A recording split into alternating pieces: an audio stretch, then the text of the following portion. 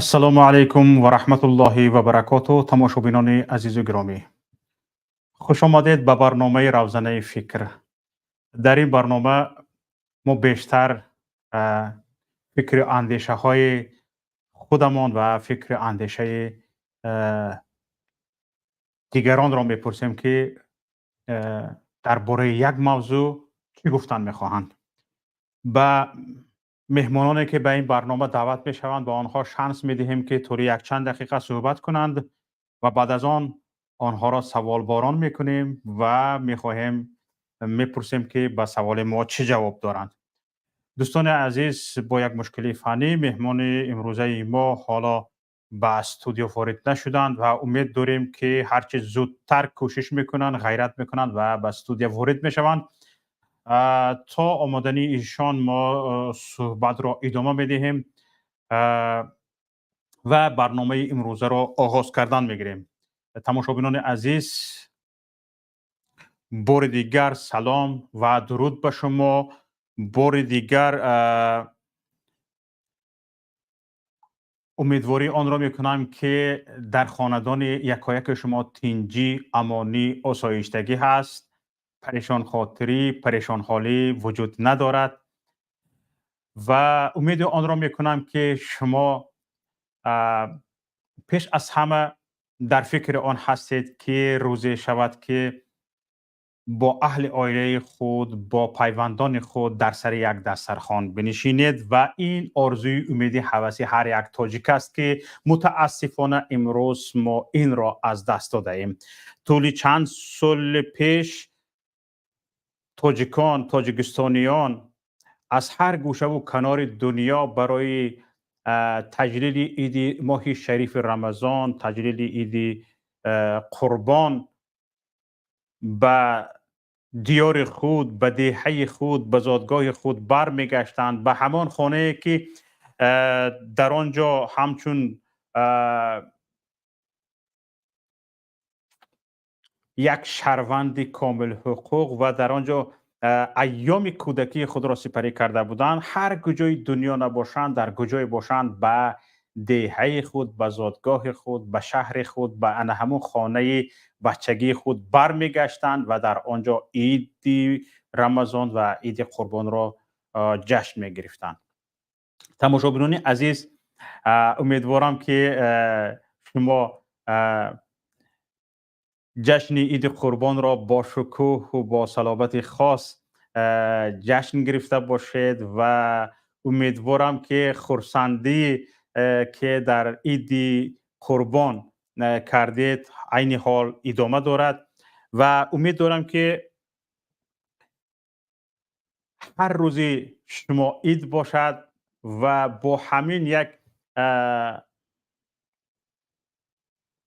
یعنی خرسندی عیدانه تا به عید دیگر برسید.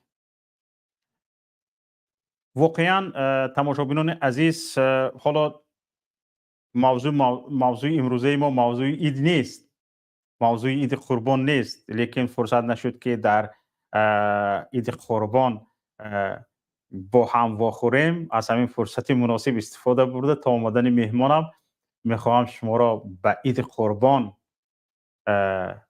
هرچند گذشته باشد هم تبریک بگویم. تماشابینان عزیز، مهمان عزیزی ما عین حال وارد استودیو شدگی هستند. وقتی قیمتی شما را نمیگیریم.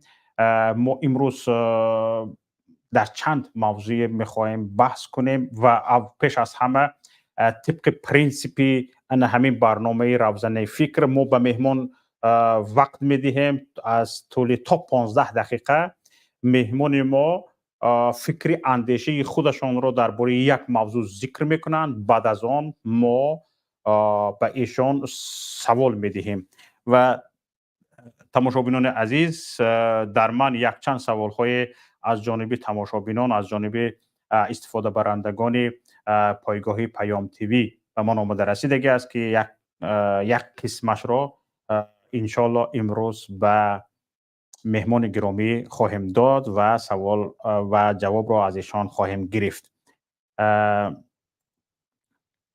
استاد سلام محمد علیکم. سعید رضایی، خوبه؟ خوش آمد. صدایتان هست. سیما هم خوب است و انشالله که برنامه را آغاز میکنیم. خوش آمدید به برنامه روزانه فکر، جایی که شما فکر اندیشه خود را ابراز میکنید و عالمیان خواهند شنید. سلام علیکم و رحمت الله. شوکت بای خوب هستید؟ درستید؟ تشکر زیاد استاد گرامی. من هم دیگر استفاده از این فرصت شما را و بینندگان شما را، هموطنان عزیز مون، به این عیدی که گذشت به این تبریک و مبارکبایی میکنم و سلام پیام خدمت هم برای اونها میرسونم و انشالله که در خدمت هستیم. بفرمایید هر چی در توان ما هست انشالله. استاد اول من به شما یگان سوال نمیدهم، یگان چیز نمیگویم و شما میتوانید عین حال موضوع خود را چی گفتن میخواهید در این برنامه طول 10-15 دقیقه گپ زنید. بعد از آن شاید بعضی از سوال هایی که من به شما آماده کردگی هستم اختصار شود، چون در این 10-15 دقیقه شما فرصت دارید که چند سوالی به شما میداده ما را اختصار کنید. برای همین هم پیش از همه 10-15 دقیقه بدون یگان گپ شما را بریدن ما شما را گوش میکنیم. بفرمایید. خوب است، ولی حالا این از برنامه 10-15 دقیقه گذشت دیگه، همین برویم دایرکت مباشرتا به همون سوال و جواب بهتر نیست؟ حتما صحبت شما مهم است. خب بفرمایید. بسم الله الرحمن الرحیم. و هموطنان عزیز، برادران، خواهران، پدران و مادران محترم، من در این لحظه که حالا همراه شما صحبت میکنم، موضوعی مهمی که میخواهم با اون بپردازم، البته این موضوعی من داغی که امروز است و متاسفانه در تاجیکستان هم خب یک قرار پارلمان مجلس نمایندگی در رابطه با روسری، در رابطه با یعنی حمایه از فرهنگ یا اینکه عنعنه‌های ملی و اینها قبول کرده شده است. میخواهم در این صحبت کنم.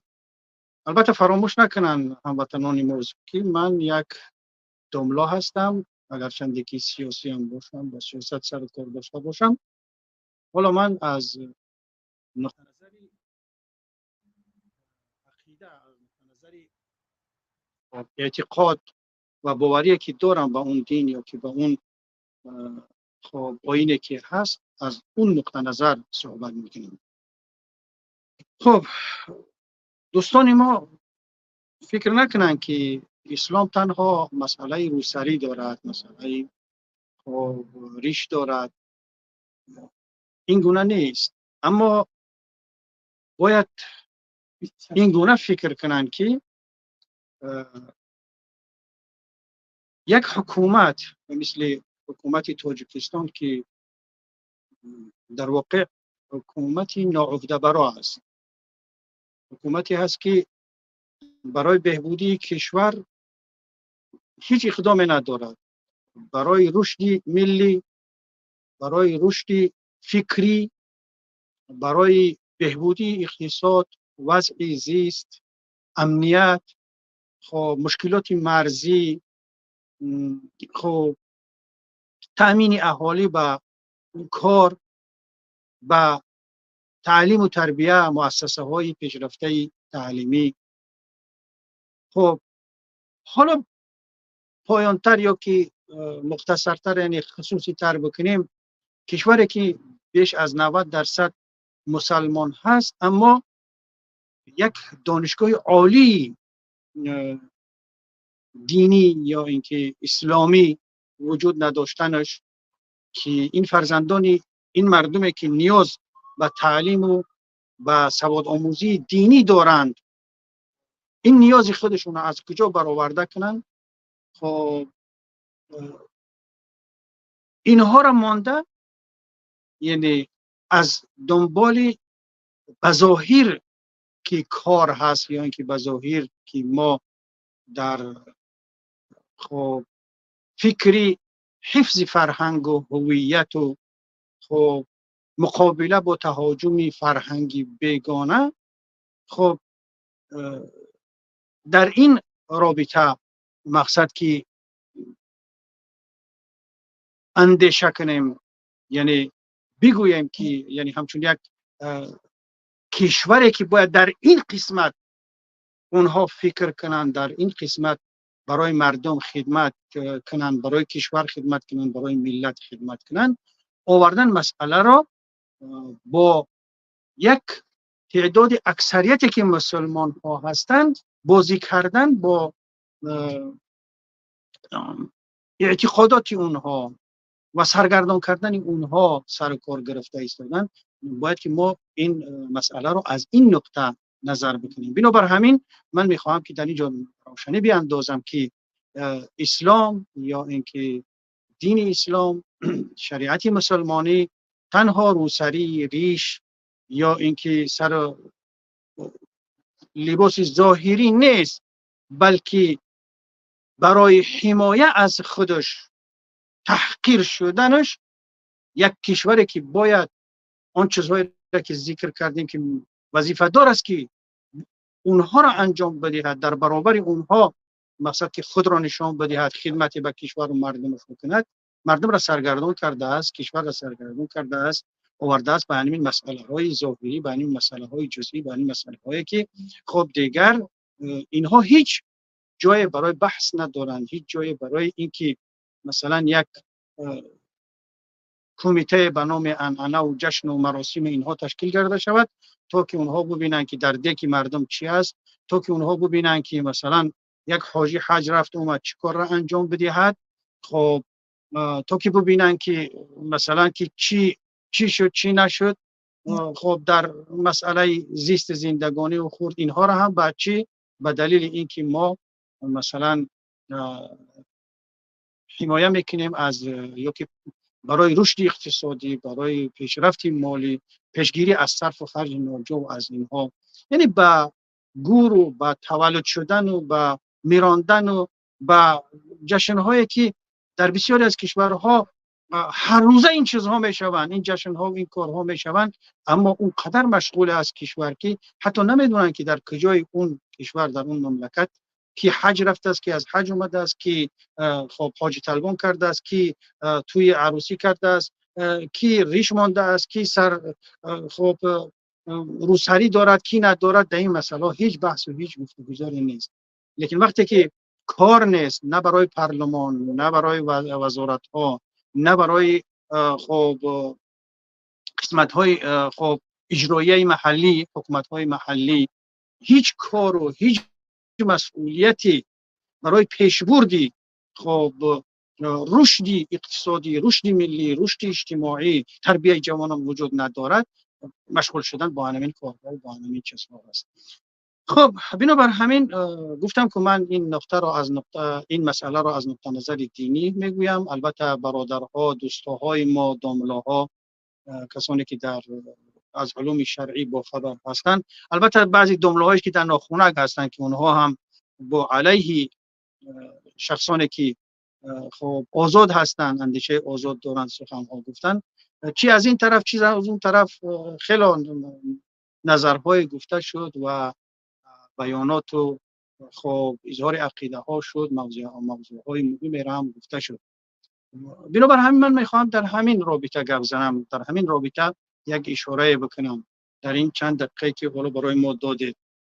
من اول در متاسفانه که این قانون قبول شده است، خطاب برای کمیته دین و برای نمایندگان مردمی که وقت صرف کردن برای تهیه این برنامه، برای تهیه این قانون و اینچنین آواز دادن، بحث کردن، بسیار متاسف هستم که یک قانونی را که واقعا هم قانونی هست که هم تحقیر برای مسلمان ها هست، هم تحقیر برای خودی همون نماینده ها هست، همون کمیته دین است، خب هم تحقیر برای کشوری هست که مثلا از بودجه دولت برای کارمندای کمیته دین، برای خب نمایندگان مردمی، برای همه اینها تامین معاش میکند، معاشی خیلی بلند میکند، اما اونها وقتی خود رو با یک کارها با یک قانونها با یک چیزهای صرف میکنن که انسان شرمش میاد از اینکه برای این قانون قبول بکنن. خب من گفتنی هستم که یعنی این کارمندان کمیته دین یا اینکه این نمایندگان مردمی که در این ورطه در این حالت در پارلمان هستند با قبول چنین قانون ها این کشور را این مردم را به کجا بردنی هستند و کدام حد رسانیدنی هستند. خب یک نظر بکنن به تاریخ، اینا چندان دوره که تاریخ معاصر است یا از عصر گذشته است. همه کشورهایی که با این خب روندها با این عرف و عادت ها بگیم یا اینکه با این عنعنه های دینی دشمنی کردن و برای اونها قانون وضع کردن، خب مجازات کردن، خب علاوه بر آن که جز نزاع و جنجال و مشکلات را به وجود آوردن دور نپاییدن، همه اون قانون ها بیکار کرده شدن. همه اون کسایی که این قانون ها را به تصویب رسوندن اونها در تاریخ یک کسانی که خب دیگر فاقد علم هستند، فاقد وعی هستند، فاقد خب میهن دوستی و خب ملت دوستی هستند، به اونها معرفی شدن. چرا اینها میدونن این را و باز دانسته به همین کار یعنی تکرار میکنن به این غلطی که بسیاری از کشورها با اون دست زدن و اونها کامیاب نشدن، نزاع و جنجال ها را به میان آوردن، خب و شرمسار شدن، باز اینها همون را تکرار میکنن. با این کارشان به کجا بردن یعنی کشور را چیکار کردن یعنی به این کار؟ اگر یک عده از مقامات کشور که با ریختن یا که با راه اندازی کردن چنین برنامه ها میخواهند که بیشتر از منفعت مردم، بیشتر از کشور استفاده ببرند، یعنی یک برنامه های بزرگتری را در پیش دارند و مردم را، پارلمان را، دیگرها را به این کار مشغول می‌دارند و خودشون اون کار را انجام میدهند، نه به منفعت کشور، نه به منفعت ملت، به منفعت خودشون، به منفعت شخصیشون، یا در فروختن زمین است یا اینکه دادن بعضی چیزها است، خصوصی گرداندن بعضی چیزها است، بعضی از خب مالکیت های کشور و ملت هستند. اینها رو بیشتر باید که فکر بکنن، در اندیشه این باشن که چرا این کار با وجوده که خب زیانش، خب ضررش، جهت های منفیش بیشتر هست، باز خود را به همین کار مشغول می‌دارن و چنین قانون را قبول میکنن. همچنین میخواهم درباره خب دانشمندان، علما در تاجیکستان کم نیستند، چی رسمی هستند در مسجدها امام خطیب و خب رسما کار میکنن، ولی اونها ما باید اعتراف کنیم که اونها همچون داملا، همچون عالم، همچون ورثه پیغمبر، همچون کسانی که میراثبر منبر پیغمبر هستند و سخن میکنن، این امانت دین، شریعت، اخلاق، آداب، خب تربیه به وظیفه اونها داده شده است. چرا در برابر چنین یک قانون به جای آنکه خب ضرر اون را، زیان او را، به جای آنکه خب مشکلاتی که از اون به بار میارد خب مخالف به قانون خدا بودن اون، خب این مونده، چرا که باز مثلا که برعکس یک قسمتی از اونها باز تأیید میکنن و مثل که شب است و شب تاریک را روز میگویند چنین چیزی وجود ندارد، چنین خب مبارزه بر ضد روسری یا اینکه بر ریش یا که به عنعنه‌های دینی یا که اسلامی وجود ندارد. و اون کسایش هم که یک مدت وقتی که حالا ما در برابر همه وظیفه و عهده‌داری‌هایی که یک کشور باید انجام بدهد، از همه مهمش امنیت است، آرامی مردم است، صلح است، وحدت است. خب وقتی که حکومت یک اقدام کرد، کسانی که در رسیدن به صلح نهایی، برای تأمین امنیت، برای وحدت کوشش کردن، جانهای خود را فدا کردن و رسما در کشور فعالیت داشتن، وقتی خواستن که اونها را از صحنه سیاسی دور بکنن، همین داملاها بودن، همین خب روحانی های بودن که در پشت میکروفون ها نمایان شدن در تلویزیون و در دیگر جا و خب ادعا کردن که خب نهضت اسلامی یا حزب در اسلام چنین ضررها و زیانها دارد.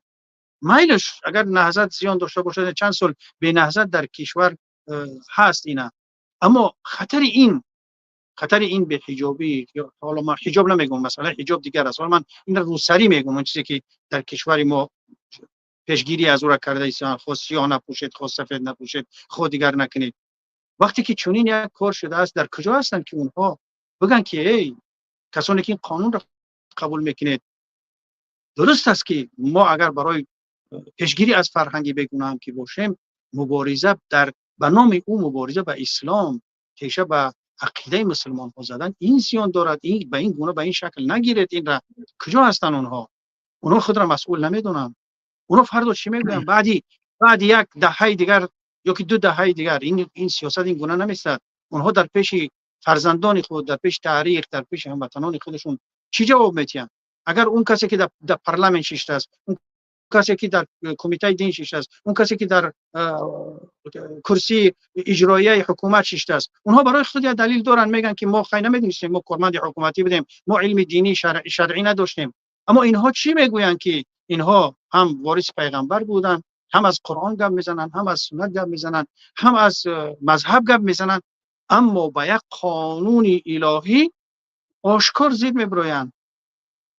حالا ما علت هایش که کی میکند کی نمیکند اون مسئله دیگر است، اما جهت های ضرری اون را که با این شکل، با این خب طرزی که حکومت پیش گرفته است، هیچ فایده ای ندارد. چرا این را نمیخیزند بگویند؟ من به اینها مخصوص اینها سخن گفتنی هستم که اینها جوابگر هستند. خب اینها بودن در این چند دقیقه که میخواستم من در رابطه با این موضوع گپ زنم. خب در همین ضمن من تشکر خودم از همه علما و مولوی ها و علمایی که فرق ندارد از کشور ما هستند یا که از خب دیگر کشورها هستند و در این رابطه اونها نظری خود را، فکری خود را، خطری او را، خب هدف از اون را بیان کردن. من تشکر خودم تقدیم دارم که اونها خیلی جایی صحبت کردن.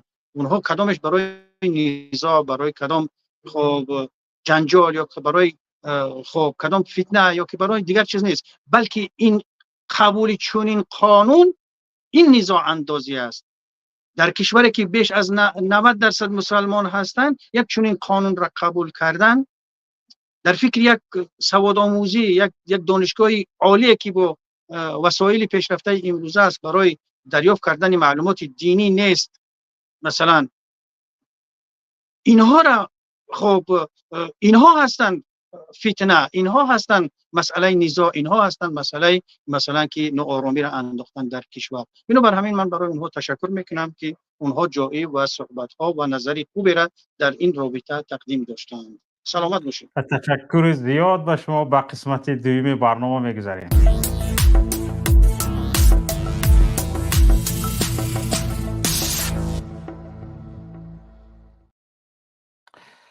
تماشابینان عزیز، به قسمت دوم برنامه میگذاریم. حالا صحبت های استاد را گوش کردید. در مهمانی برنامه امروزه ما استاد محمد سعید رضایی هستند.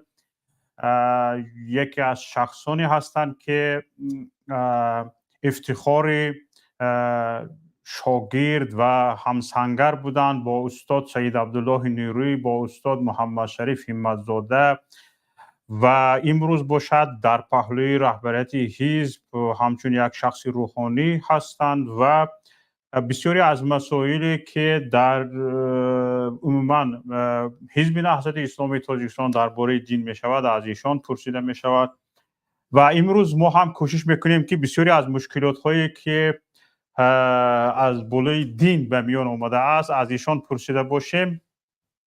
و استاد، سوال ها خیلی زیاد هستند، بعضی سوال ها شاید به شما معقول نشود.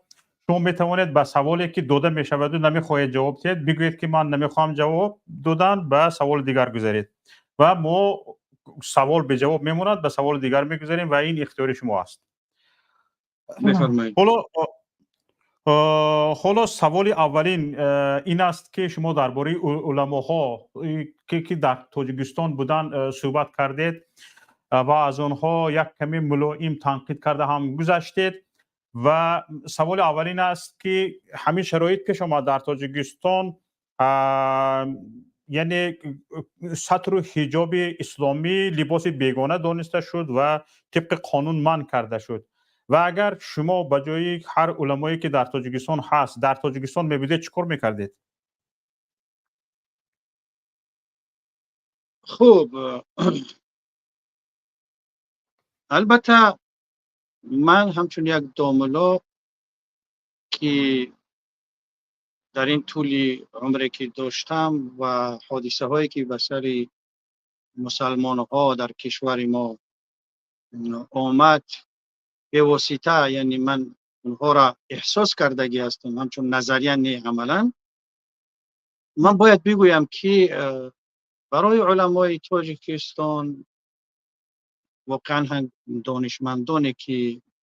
دانشمندهای اسلامی، یعنی علوم اسلامی خیلی مشکل است. باید ما وضع اونها را خوب بدانیم. مشکلی تا حدی هست که همون لحظه هایی که پیامبر اکرم صلی الله علیه و سلم میگو که برای یک دیندار حالتی میرسد که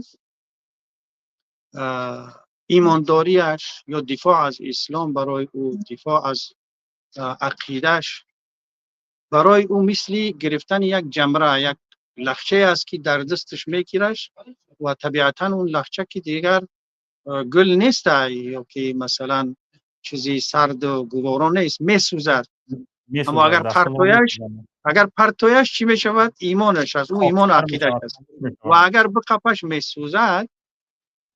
امروز روندی که در تاجیکستان هست و وضعیتی برادرهای ما، علما و دانشمندهای ما همین را میماند. این را باید هیچ کس انکار نکند. خب یعنی حمایه از اسلام، حمایه از دین، حمایه از خب ناموس، حمایه از عنعنه های دینی، خب مقابل با ظلم، مقابل با استبداد، مقابل با خب خلافکاری ها، همه اینها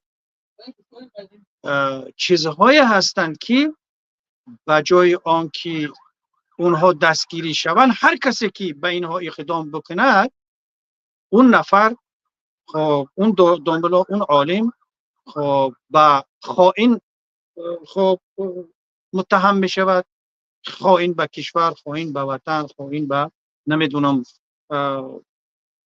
پیشوا یا پسوا کدام است و یعنی سخت‌ترین مجازات را می‌بینن، نه تنها خودش، اهل و اولاد و فرزند. چند کلمه مثلا گریم حاجی میرزا گفت، قزاقانی گفت و یک علامه بختری گپ زد. مثلا گریم فرض کردیم حزب نهضت اسلامی تاجیکستان در مهاجرت نه در تاجیکستان میبود و شما هم در تاجیکستان میبودید، گپ‌های حاجی میرزا و دیگر داملاهای تاجیکستان رو شنیدیم. شخصا شما اگر در تاجیکستان میبودید و همین در شرایط امروزه از حاجی میرزا بهتر، بالاتر یا که خوبتر چی گفته میتونستید؟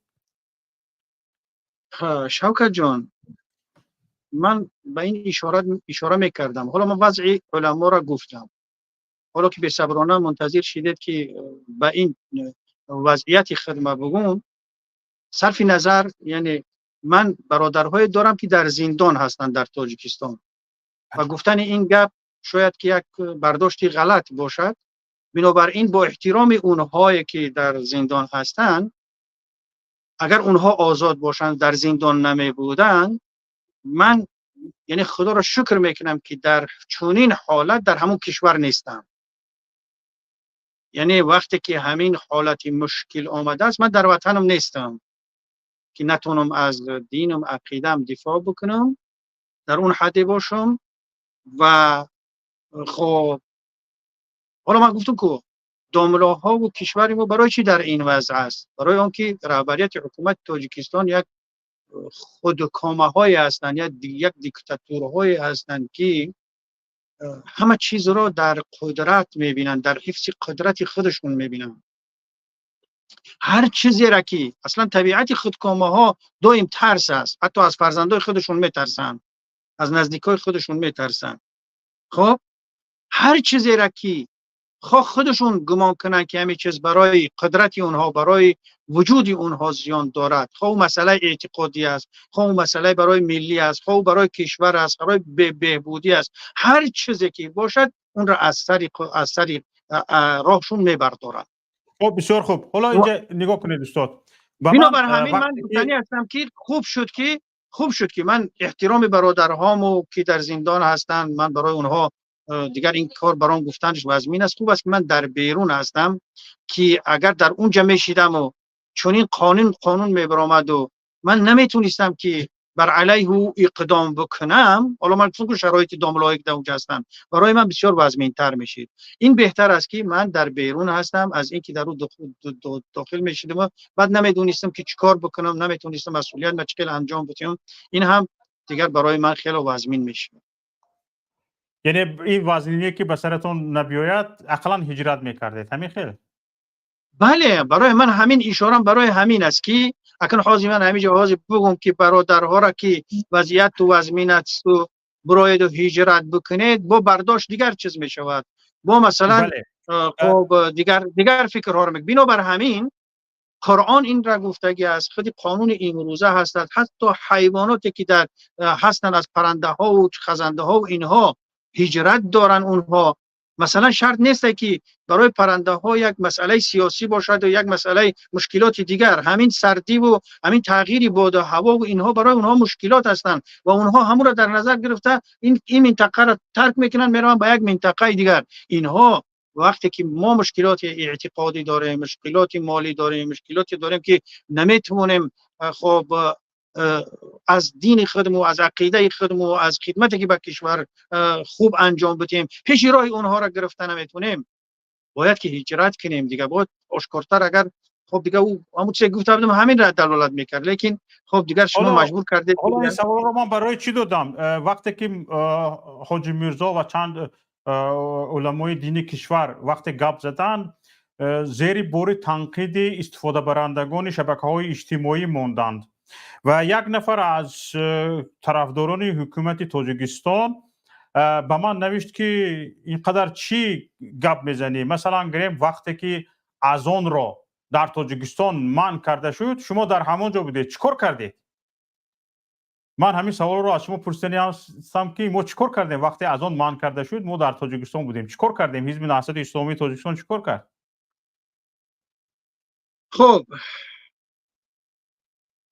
اصلا حزب نهضت اسلامی تاجیکستان در حالتی که حزب نبود، حالا یک اپوزیسیون بود، 30% توافق کرده بودن در 30% خب حکومت یک جای شدن. بعد از اون هم مسئله آمد بگیم رسمیت حزب و فعالیت و دیگه برنامه ها بر اساس قانون موجوده. خب اون چیزی که در قانون وضع کرده شده بود بر اساس او اعتراض و دخالت کردن مثلا در امور اعتقادی مسلمان ها، فشارها بالای مسلمان ها، از گفتن حتی از منبرها، اگر برادرها هموطنان ما دیده باشن نماینده هایی که ما در پارلمانت داشتیم، خب خود رئیس حزب نهضت اسلامی تاجیکستان دکتر محیدین کبیری، برادری عزیز ما داملا سید عمر حسینی، خب از منبری پارلمان اعتراض خود را، مقابله خود را، ضدیت خود را با هر یک قانون، هر یک اقدامی که حکومت بر علیه خب دین، بر علیه دینداران گرفته است رسونده هستند، میرسوندن تا حدی که مثلا همین که برادرای ما هموطنان ما همین قبول فهمن که ما یگان خائن کشور نبودیم، نهضت خب خیانت نبود، بلکه کسی بود که یعنی وحدت را، یعنی ایجاد کننده وحدت بود، صلح بود، یک طرف اساسی صلح بود. به خاطر چی بار دوم مجبور به هجرت شد؟ به خاطر چی یک قسم زیادی از اعضاهای ریاستش، معاون های رئیس با حبس طولانی و عمر برباد به حبس گرفته شد؟ به خاطر انمون موقعی که یا که موقفی که بر ضد انا همین کارهایی که حالا ما دیده ایستادیم که قرار قبول کرده می شود و کسی به اونها مثلا که ضدیت نمیکند، همین چیزهایی بودن، همین موقفی بود که ضد حکومت که این کار را نکنید، خب همین چیزها بود که مجبور کرد خب که دیوم باره حزب نهضت اسلامی بسته شود و مجبور شود به هجرت، یا قسمت زیادی از اعضاهاش به حبس گرفته شود. اینها همش به خاطر چی بود؟ به خاطر انمون موقع گیری به همه، خب برای منع اذان باشد، خب برای روسری هایی که برای دانشجوها باشد، خب اگر صحیفه های خب روزنامه های اون وقت را ببینن همش در اونجا نشان داده شده است. همه همین ها به خاطر خب چی بود؟ به خاطر انمون موقف بود که در وقت خودش خب مسئولیت خودش در برابر عقیدش، در برابر مسلمان ها، در برابر انتخاب کنندگانش خب بیان کرد، ایستاد، موقع گیری کرد تا به این حد رسید که دیگر فعالیتش منع کردن. و ایلو کدام دیگر اسلحه را گذاشته بود؟ خب چی میگن مجاهدایش که نظامی بودن، اونها در قسمت های قدرتی کشور اونها یک جایه شدن، دیگه اونها برفتن به کار ملکی خودشون برفتن، همشون دیگه زندگی آسوده و آرام در کار گرفتن. اما چی بود؟ همین موقع گیری بود، همین پافشاری بود، همین خب نارضایتی از همین مقابله با دین، با عقیده، با مثلا که مسلمان ها. خب دیگر اون طرفش با ظلم، با خلافکاری ها، با قانون شکنی ها همین بود. تشکر.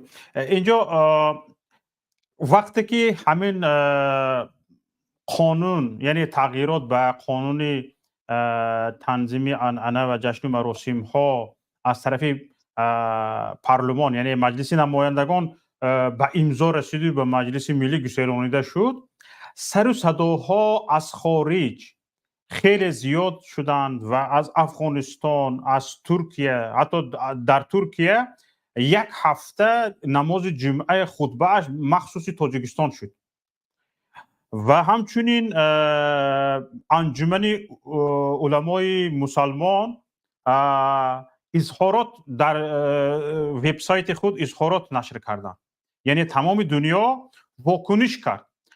اما اینجا سوال همین است که استفاده برندگان ما و تماشابینان ما سوال به میان گذاشتند که خود تاجیکان حتی میلش در داخل باشد، در خارج علمای دین، کسانی که مثلا گریم همچون دومولا شناخته شدگان، مثلا گریم در سیمای شما، چرا حتی از علمای خارجی کمتر واکنششون کمتر بود؟ چرا؟ بی‌پرواترانه و یک کمتر نسبت آنها با سردی، یعنی واکنششون فعال نبود. چرا چنین است؟ یعنی مگر راضی بودن که همین حالت پیش بیاید یا چیزی دیگر اینجا وجود دارد؟ بله. خب من این نوعی سوال را من قبول ندارم. شما خودتونم با خبر هستید دمله هایی که در بیرون از تاجیکستان هستند. حالا اول علت این که چرا در ترکیه و در دیگر جاها خب دیگر ایستادگی کردن به این قرار، سخن از این شد. باید بگویم به هموطنانمون که در واقع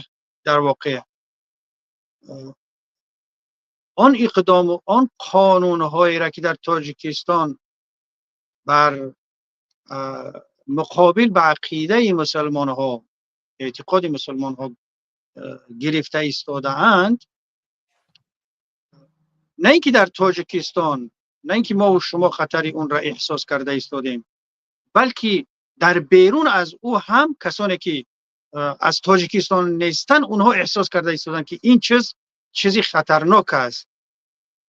خب برای یک رهبر، برای یک حکومتی که 90% از کشورش مسلمان ها هستند، با این کارهای جزئی با خدا جنگ اعلان میکند، یعنی تأثیرش به اونها را رسیده است و اونها از این لحاظ دخالت کردند و صحبت کردند که آخه این هیچ امکان ندارد که شما دعوای خب مسلمانی بکنید، شما دعوای این که بیش از 90% یا که 98% مسلمان هست گفته با چنین قانون ها را قبول بکنید. یعنی اونها تشویش شدن از این که این دروغ است، این محض یک خب کاری بسیار مضر و ضرر آور است. اما در رابطه با اینکه نه نگفتیم، نه این گونه نیست.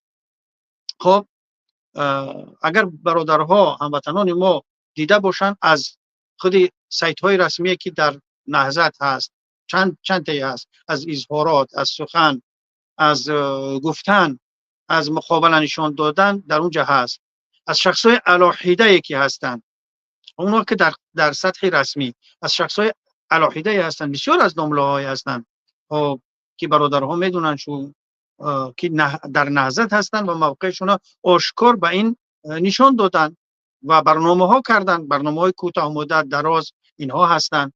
خب و این چنین داملاها دانشمندان ما که در خارج از کشور تحصیل کردن و اونها هیچ ربطی به نهضت یا اینکه به یگان سیاست به اینها ندارن، تنها داملا هستن، عالم هستن، اونها تشویشی خود را، ضررناک بودن این قرار را، این قانون را احساس کرده، اونها خاموش نایستادن. خب دیگه واقعیت همین است که همین خیلی میشود مقابله نشان دادن. خب این من شخصا من هم اگر دیده باشن برادرها دوستها دیده باشن در رابطه با این کار نظرهایی که گفتیم و حالا همین گفته ایستادیم بدون یگان خب بدون یگان چی میگنش تشویشی، بدون یگان فکر موقع خودمون بیان میکنیم و میگوییم و حتی کسانی که از این کار دستگیری کردن چی از دامله های ما هستند چی بیرون از غیر کشور ما هستند، از دیگر کشورها هستند، اظهار تشکر میکنیم با اونها، موقع اینها را ستایش میکنیم. و در رابطه قسمت دیگری از سوال تو که یک قسمتی از دامله ها که شما از اونها نام برده، من راستی گپ یا نامشون بگیرم یا که دامله گفتم دیگه من صلاحیت نمیبینم که دیگه اونها را نامشون بگیرم. حالا دامله‌ای که در ناخونک هستن و اونها باز به جای اینکه خیلی در حالت ضعیفترینی از ایمان که با دل مقابله کردن با یک خب امری منکر است از اون بیرون شده، یعنی برای تأیید این مبارزه که زیدید مثلا یک رکن اسلام، یک عقیده، دین شو رفته ایستاده است، او برای تأیید او با حجت دلیل میارن، دیگرها را میبرن که این واقعا هم شرمندگی در دنیا هست و هم روسیایی در آخرت هست. مثلا اگر یک آدمی نمیدونستگی اگر برای او یک در پاداش یک جریمه اش برای او یک جزا تعیین کرده شود، فردای قیامت اینها را حدیث های پیامبر صلی الله علیه و سلم است که لجام های آتشین در دهانشو کرده می شود. ما حدیث ها داریم وقتی پیامبر صلی الله علیه و سلم از شب قدر از شب معراج برگشتن، حالت دوزخی ها را دیدن، اکثریت اهل دوزخ دانشمندا بودن، عالم های بودن که اونها به اصطلاح وارثان پیغمبر بودن، از شریعت با خبر بودن، اما در برابر تطبیق حق، در برابر تطبیق شریعت که برای مردم است، پیشگیری از ظلم، پیشگیری از خلافکاری ها، قانون شکنی ها، اونها سکوت کرده بودن. اونها بودن اکثریتی که در دوزخ بودن. من حالا یک اشاره کردم برای کارمند یک نماینده حکومت یا اجراییه یا نمیدونم در پارلمان که او سواد دنیوی دارد، سواد دینی ندارد، وقتی که پیر می شود به نفقه می رود، به مسجد می رود، بعد از اون دو وقت افسوس می خورد، خود ظاهرا هم باشد هر گونه باشد که من دو وقت نمیفهمیدم. اما شما چیکار میکرده؟ شما دانشمند بده در برابر این ایستاده. این اصلا در دنیا شای، اما در قیامتش با حساب کتابی اونجا دیگر حساب کتابی از پرسش های هست که خدا دیگه نه چشم دیده است، نه گوش شنیده است، نه در دل انسان ها گذاشتن. ولی اینها همش موقع گیری ها هستن، همه اینها بدون یگان خوف، بدون یگان خب تردید ما موقع خودمون را از این، حالا من اشاره کردم که یعنی بظاهر، یعنی به مظاهر اسلام و طعنه کردن که اسلام تنها مظاهر دارد و تنها ریش دارد و تنها سطر و دیگر. من حالا در موضوع سطر علاحیده است، من این رو تنها روسری میگم. بله این روسری های را که مثلا اونها سیاه هستن، خود سبز هستن، خود سفید هستن، اینها همچون روسری برای خودشون کردن. حالا حجاب مسئله دیگر است. خب و این بسیار خوب مقابله برآمده استاد شدن. نگاه کنید بسیار خوب حالا چیزی که نمیخواستیم در تاجیکستان به میان آمد، یعنی چیزی که ملت نمیخواست، مردم نمیخواست و یک فریضه الهی من شد. حالا بین ملت خصوصا مسلمانان، خصوصا آنهایی که طلبات شرعی را رعایت میکنند و این رویمال را پوشیدن رویمال روسری را یک فریضه الهی میدانند و یعنی ترک آن برای آنها یک گناه کبیره محسوب می شود. مقامات تاجیکستان با این قانون برآوردگیش ملت را، مردم را بین اجرای فریضه الهی و بین یعنی بین قانونی که به میان آورد گذاشت. حالا شما همچون دانشمند علوم دینی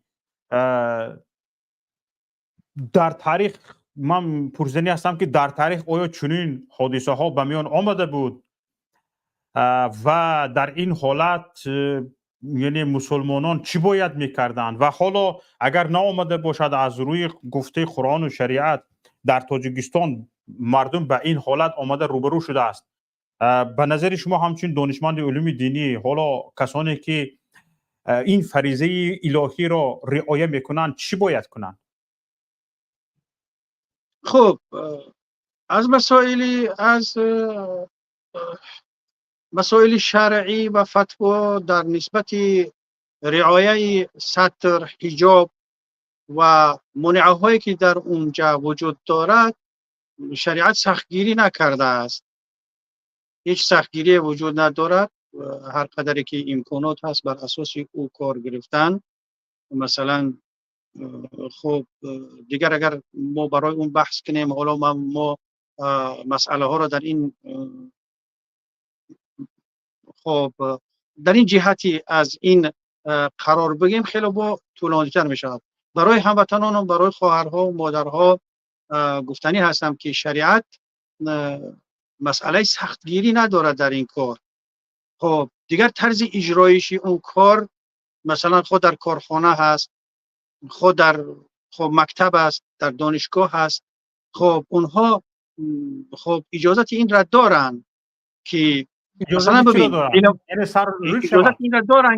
اجازت این را دارن که از خود خطر را دور بکنن و مثلا که مثلا سطر را بگیرن. حالا ما ببینیم، شما ببینید مثلا نگاه کنید، حاصل کردنی رزق، طلب رزق حلال فرض است، از فریضه های الهی است.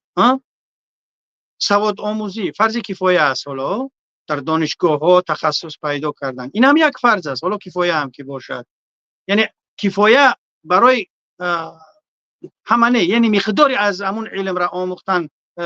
مثلا فرض عینیش چند قدر است و فرض کفایه است بیشتر از اون. یعنی ما نگاه کنیم اگر در ظاهر به حجاب ایستادن فرض، ترک حجاب. خب یک زنی که شوهرش نیست یا در آسیا پرتفته سو رفته است، پدر و مادر و برادرش نمیتونن اون را بخوروننش، خب تامینش بکنن و او مجبور است که بیرون برود کار بکند، حال یک جا را بشود، یک کار دیگه بکند. اما برای حجاب نداشتنش مثلا که او را نمیتوند که در کار بگیرنش ببرنش. پس با قدری ضروری مثل که همون یک چیزی خدمرده را یا یک گوشت حرام را وقتی که در حالتی که پیدا نشد که از حلال استفاده برن تا اینکه نمرد استفاده بردنش مباح می شود. یعنی این امر مثلا دو فرض ایستاده است، هم باید خانه‌اش تامین کند، 4 تا فرزند دارد، اونها را تامین کردن اونها فرض است، از هیچ جا برای او چیزی نمی آید. پس در برابر همین به مقدار رکی، یعنی با رعایت حالش میتواند که استفاده ببرد، میتواند که خب در اون حالت ها، در اون مؤسسه ها اگر به حجاب هم که باشد، در سمکش مثلا که رومالش باشد، وقتی که درمد و در سرش بکند، حجابش بکند برود. و این چیز اون چیزی که شما در دوره تاریخی وقتی که شما حالا تاریخا گفتید که در دیگر جاها هم شد یا که نشده بود. بله در ترکیه، خب در الجزایر، در تونس در همه بیشتری کشورها، حتی در مصر یا در لیبیا، در بسیار جایها چنین حالت ها بود و مسلمان ها، حالا ما در بعضش در فیلم ها میبینیم، بعضش در تاریخ ها میخونیم، یعنی مسلمان ها از حجاب خودشون، خواهرها یا اینکه مردها از ریش و از اینهای خودشون خب با نوعی که میتوانند به همون اندازه استفاده میبردن، با همون نوع، با همون مقداری که هست، با همون استفاده میبردن. بنابر همین شریعت این چیز را براش خب راهی خودش گذاشته است. اگر ضرورت شود بود در این مسئله با بحث های زیادی را میکنیم، اما مهمترین چیزی که برای ما این است، ما باید که انگیزه این کار را ما فکر کنیم که چرا تاجیکستان یک کشور، خب بجای آنکه با آن چیزایی که اشاره کردیم که با اونها اهمیت بدهد، از تامین امنیت، از اقتصاد، از تعلیم، از جابجا کردن به کار و به دیگرها، و چنین کارها دست زده است. وقتی این خیلی نظر بکنیم میبینیم که مسئله خیلی کلانتر است، خیلی بزرگتر از این است. مثلا اکنون حالا من توی وقت همچون یک دوملا گپ زدم، از این قسمت میخوام که همچون یک سیاستمدار یا یک سیاست کسی که با سیاست سر کار میگیرد بگویم، امروز احصائیات خب برای ادعاها باشد، رکلام و دیگرها باشد، یعنی حسابات یا که نظرسنجی های هستند، آینده آسیای مرکزی که تاجیکستان در اونجا هست و این کشورها، حالا یک بهار عربی که بود اومد و بعضی کشورها را، حرکت های اسلامی را و اینها را از بین برد، از این به بعد چونین نظرسنجی ها به این خلاصه آمدن که آینده آسیای مرکزی، یا اینکه مثال میگیریم که همین کشورهایی که در اونها بهارهای عربی بود، یعنی اسلام به اونها برمیگردد. بری آیه قانون اسلام در اونها مشکل است که در اون جنده مقصد که هر کشوری به اونها علاقه کند یا اینکه زندگی در اونجا خوب باشد، و اونها هم دنیا هم شکلش است که همه کشورها جزء یکدیگر هستند دیگه، مثل یک قریه شدگی هستند. اگر در یک جاش آرامی باشد، در جایی که از همه آرامی‌تر و تنج‌تر است، در اونجا هم تأثیر خودش دارد. بنابر همین آینده مثلا که آسیای مرکزی را با اسلام گفته ایستادن، یعنی یعنی اجازت دادن، رعایت کردن قانون اسلام و اینها. اما ببینید که نگاه کنید، یک عده از استعمارگرها هستن، یک عده در همه کشورها این چیزها وجود دارن که با عنعنه ها، با دین، اسلام را تقسیم میکنن به اسلام سیاسی و اسلام دیگر. اسلام یک چیز است، اسلام سیاسی و غیر سیاسی نیست. اسلام یک آیین است، یک عقیده است که برای بهبودی بشریت آورده شده است. جزئی از اسلام سیاست است، نه کلی از اسلام سیاست است، نه کلا از سیاست بیرون است. اسلام یک جزئی از او است. عبادت جزئی از اسلام است. یعنی در صورتی که کسایی که هستن افراط میکنن، یک قسمتی هست که تفرید میکنن، میگن که اسلام سیاست ندارد، یک گونه‌ایش میبرن که اسلام سیاست. نه، اسلام جزئی از چی است؟ جزئی از سیاست، جزئی از اسلام است، نه اینکه کلی است.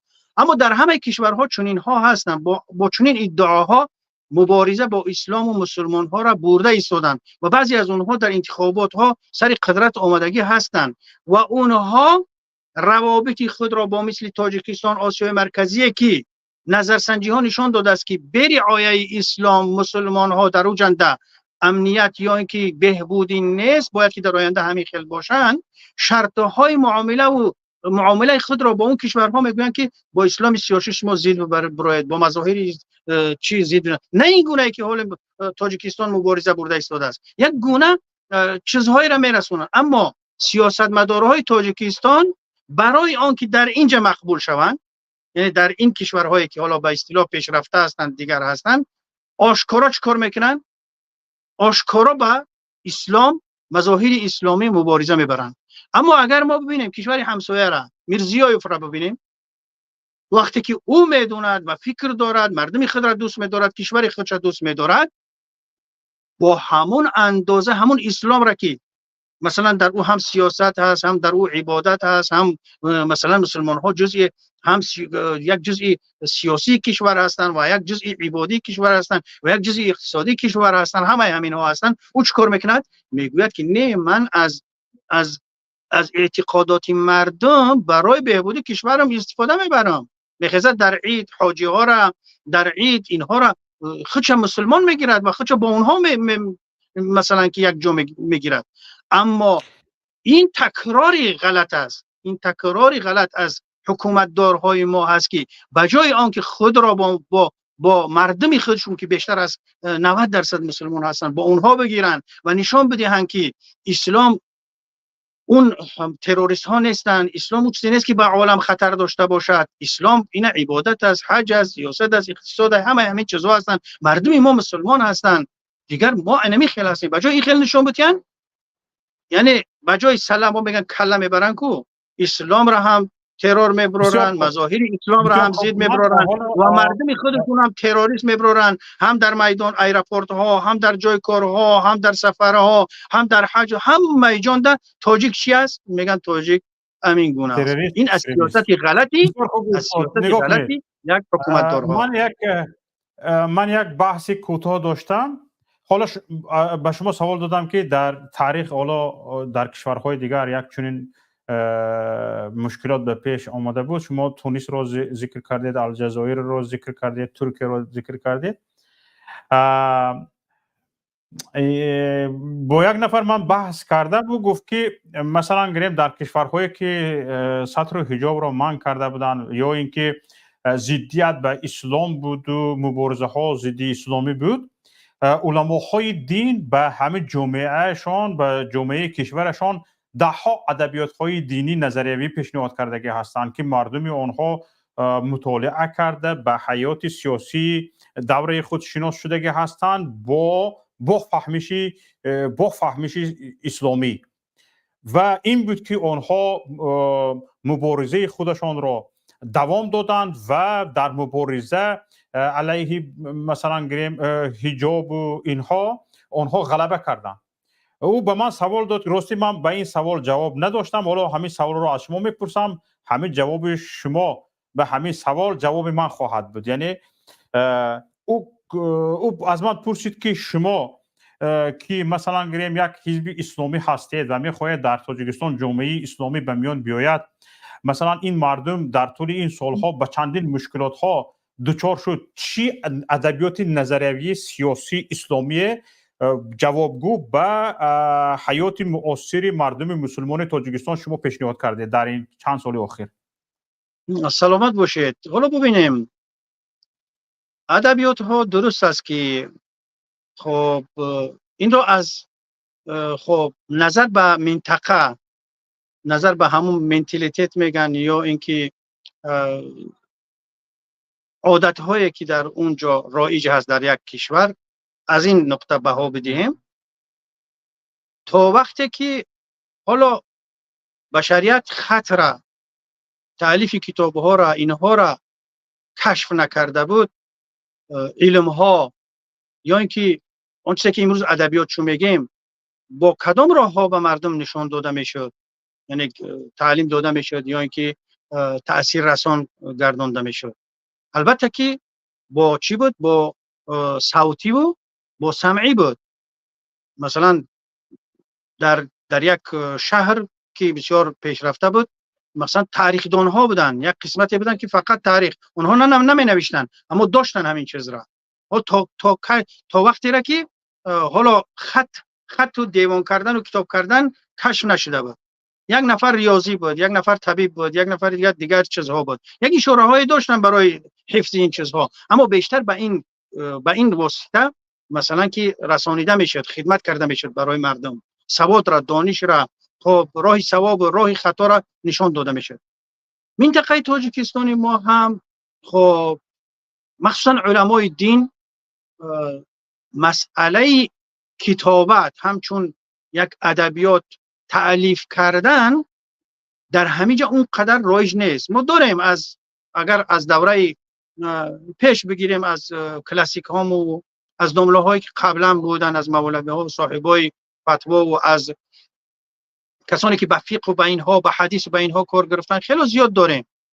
اما در عموم مسئله کتابت و تألیف و رساله ها و همین چیزها حالا با اون درجه ای را که همین چیز بیشتر کار کرده شود در اون سطح نبود. اما در مسئله همچون استاد، تعلیم دادن، از خب ادبیات های قبلی، از کتاب هایی که در دیگر جا هست و رعایت کردن اونها، با این شکل همون کاری که در ادبیات میشه همون کار انجام شدگی هست.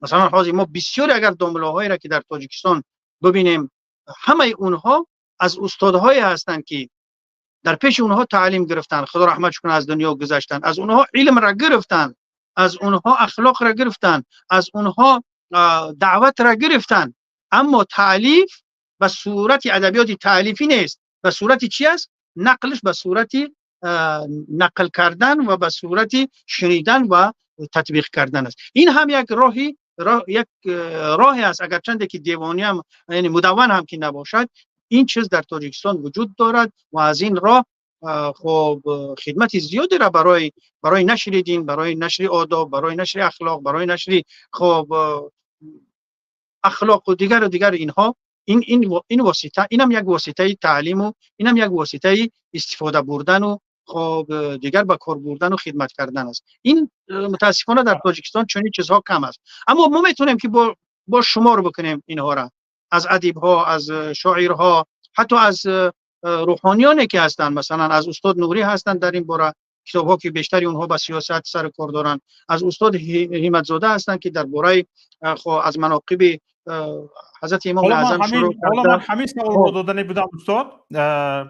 ببینید استاد محمد شریف همت زاده در دم مرگ، در حالت بیماری که مثلا گریم حتی ششت و خیست نداشتن، نمیتونستن نشسته خیسته راه گشته نمیتونستن، در همین حالت در بغل مثلا گریم یعنی نوتبوک چند کتاب نوشتند و عموما با سوال‌های کتاب‌های نوشتگیشون با سوال‌های جامعه جواب بود. مثلا گریم مردم گرنگ بود، حالا به دموکرات نو رو آورده ایستاده بودیم، استاد محمد شریف همت زاده رساله نوشتند با نام، اگر خطا نکنم، آیا نظام دموکرات کفر است یا نه. درباره مردم مثلا گریم آیا موسیقی حلال است، موسیقی حرام است، گرنگ بود، گپ کی را قبول کند، گپ کی را قبول نکند. استاد محمد شریف همت زاده رساله نوشتند درباره موسیقی. حالا رساله درباره موسیقی از مرحوم داملایشان جان رشتی بودند و استاد همت زاده اون را تصحیح کردن، یعنی حدیث هایی که صحیح هستند ضعیف هستند اینها در همون زمان نه در یاد حکومت مثلا گریم امام ابو حنیفه بود، نه در یاد کسی بود. و در همون زمان وقتی استاد محمد شریف همت زاده کتابی زندگی نامه امام ابو حنیفه رو نوشتند که به تاجیکستان بسیار رویه های گوناگون وارد شده بودند و در مسجدها حتی علما دست به گریبان می شدند و بسیار اختلاف ها به میان آمده بود و استاد محمد شریف همت زاده یک کتاب عقیدوی مثلا گریم با نام زندگی نامه امام ابو حنیفه نوشتند. اما با برابری فوت استاد محمد شریف همت زاده همین گونه راهنمایی ها و همین گونه به میان آمدن ادبیات ها از جانب میراثبران مثلا گریم یا اینکه فعالان حزب نهضت اسلامی تاجیکستان یک بار قطع شد و این چیز دیگر دوام نیافت. چرا چنین شد؟ نه من حالا شریف یک چیز دیگر هست، همین حالا درست است که استاد خدا رحمتش کنه استاد محمد شریف همت زاده و چند استادهای دیگر رساله های خود و کلانی که در این با رابطه داشتن اونها نشر کردن. حالا دیگر در کسانی که به این کارها سر کار دارن از قبل هم یعنی نوشته میشه، جمع کرده میشه و بعد یا در زمان حیاتشو یا بعد اونها بعد شاگرداش و دیگرها اونها رو به نشر میرسوندن. حالا یک چیزی اومده است، یک پیشروی است، نمیدونم این یک چیزی خفاماندگی نمیدونم میره که مسئله نشر کردن در شبکه‌های مجازی یک چیزی که پیدا میشود در همون صحیفه خودش یک داملا یک نفر همون را میگذارد و اگر که یک فرصت شود که بگیرد همون نظرها را حفظ هستند بگیرید جمع شو بکنید، در هر ساحه ها رساله هایی که تو 40-50 صفحه یا بیشتر و کمتر در هر موضوع ها همین چیزها می شود. این هم یک گونه کار است در همین شبکه‌های مجازی که نظر گذاشته می شود یا اینکه در یک مسئله دخالت کرده می شود. حالا این مسئله مقابله با همین قرار بگیم که مخالف به اعتقاد مسلمان های تاجیکستان که در پارلمان تاجیکستان گرفته شده است، اگر اون چیزی که در همین شبکه‌های مجازی خب نشر شده است، اگر یک نفر خود را همچون ژورنالیست یا یک نفر کسبی اگر همین ها را جمع بکند، خیلی کتاب کلان یا اینکه یک ادبیات کلان در رابطه با یک مسئله یا موضوع می شود و همچنین از دیگر موضوع هایی که نظر داده می شود یا اینکه نوشته می شود. حالا برای روشنی انداختن ممکن که بعضی اونها بعدی سرمو چوب می شوند یکی آخر. بسیار خوب. حالا به بسیار چیزی خوب اشاره کردید که حالا به جای کتاب و این خیلی چیزها شبکه‌های اجتماعی، اینترنت پیدا شدن و هر چیزی که لازم باید انجا پیدا کردن ممکن است. اما چنانه که می‌بینیم بسیار چیزهای مثلا گریم حالا گوناگون فکری، گوناگون اندیشی و بسیار مخشویی ها یه به میان آمده اند که سبب نگرانی مثلا گریم جامعه شده است و نظرهای دیدو و نظرهای گوناگون به میان آمده اند که اونها رو جمع کرده گرفتنش هم مشکل شده است. شما میگفتید که حالا کدام سایت یا کدام شبکه اجتماعی وجود دارد که در آن با فهمش سیاسی، نه با فهمش صرف دینی، با فهمش سیاسی مثلا گریم شخصیت ها هستند که برآمد میکنند و میشود که از برآمدی آنها روزمره نباشد هم هفته یک مرتبه مثلا گریم جامعه تاجیکستان استفاده کند و همچون راهنمای خود از آن استفاده برد.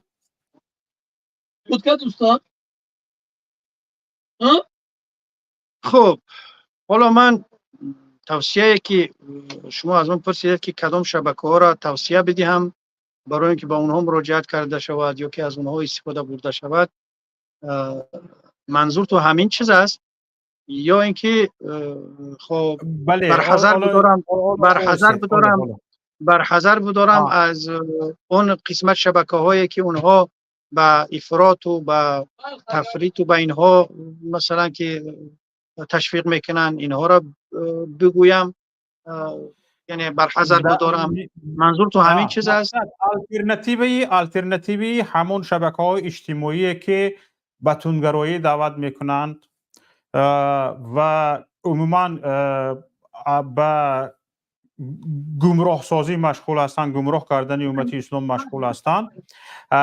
شما در شبکه‌های اجتماعی الټرناتیوی آنها یا جایگزین آنها کی را و چی را کدام شبکه‌های اجتماعی را توصیه داده میتونید؟ آیا همین خالیگاه را فعالان حزب نهضت اسلامی تاجیکستان، دانشمندان علوم اسلامی تاجیکستان آیا همین خالیگاه را پر کردند که مثلا گریم همون تندگراها را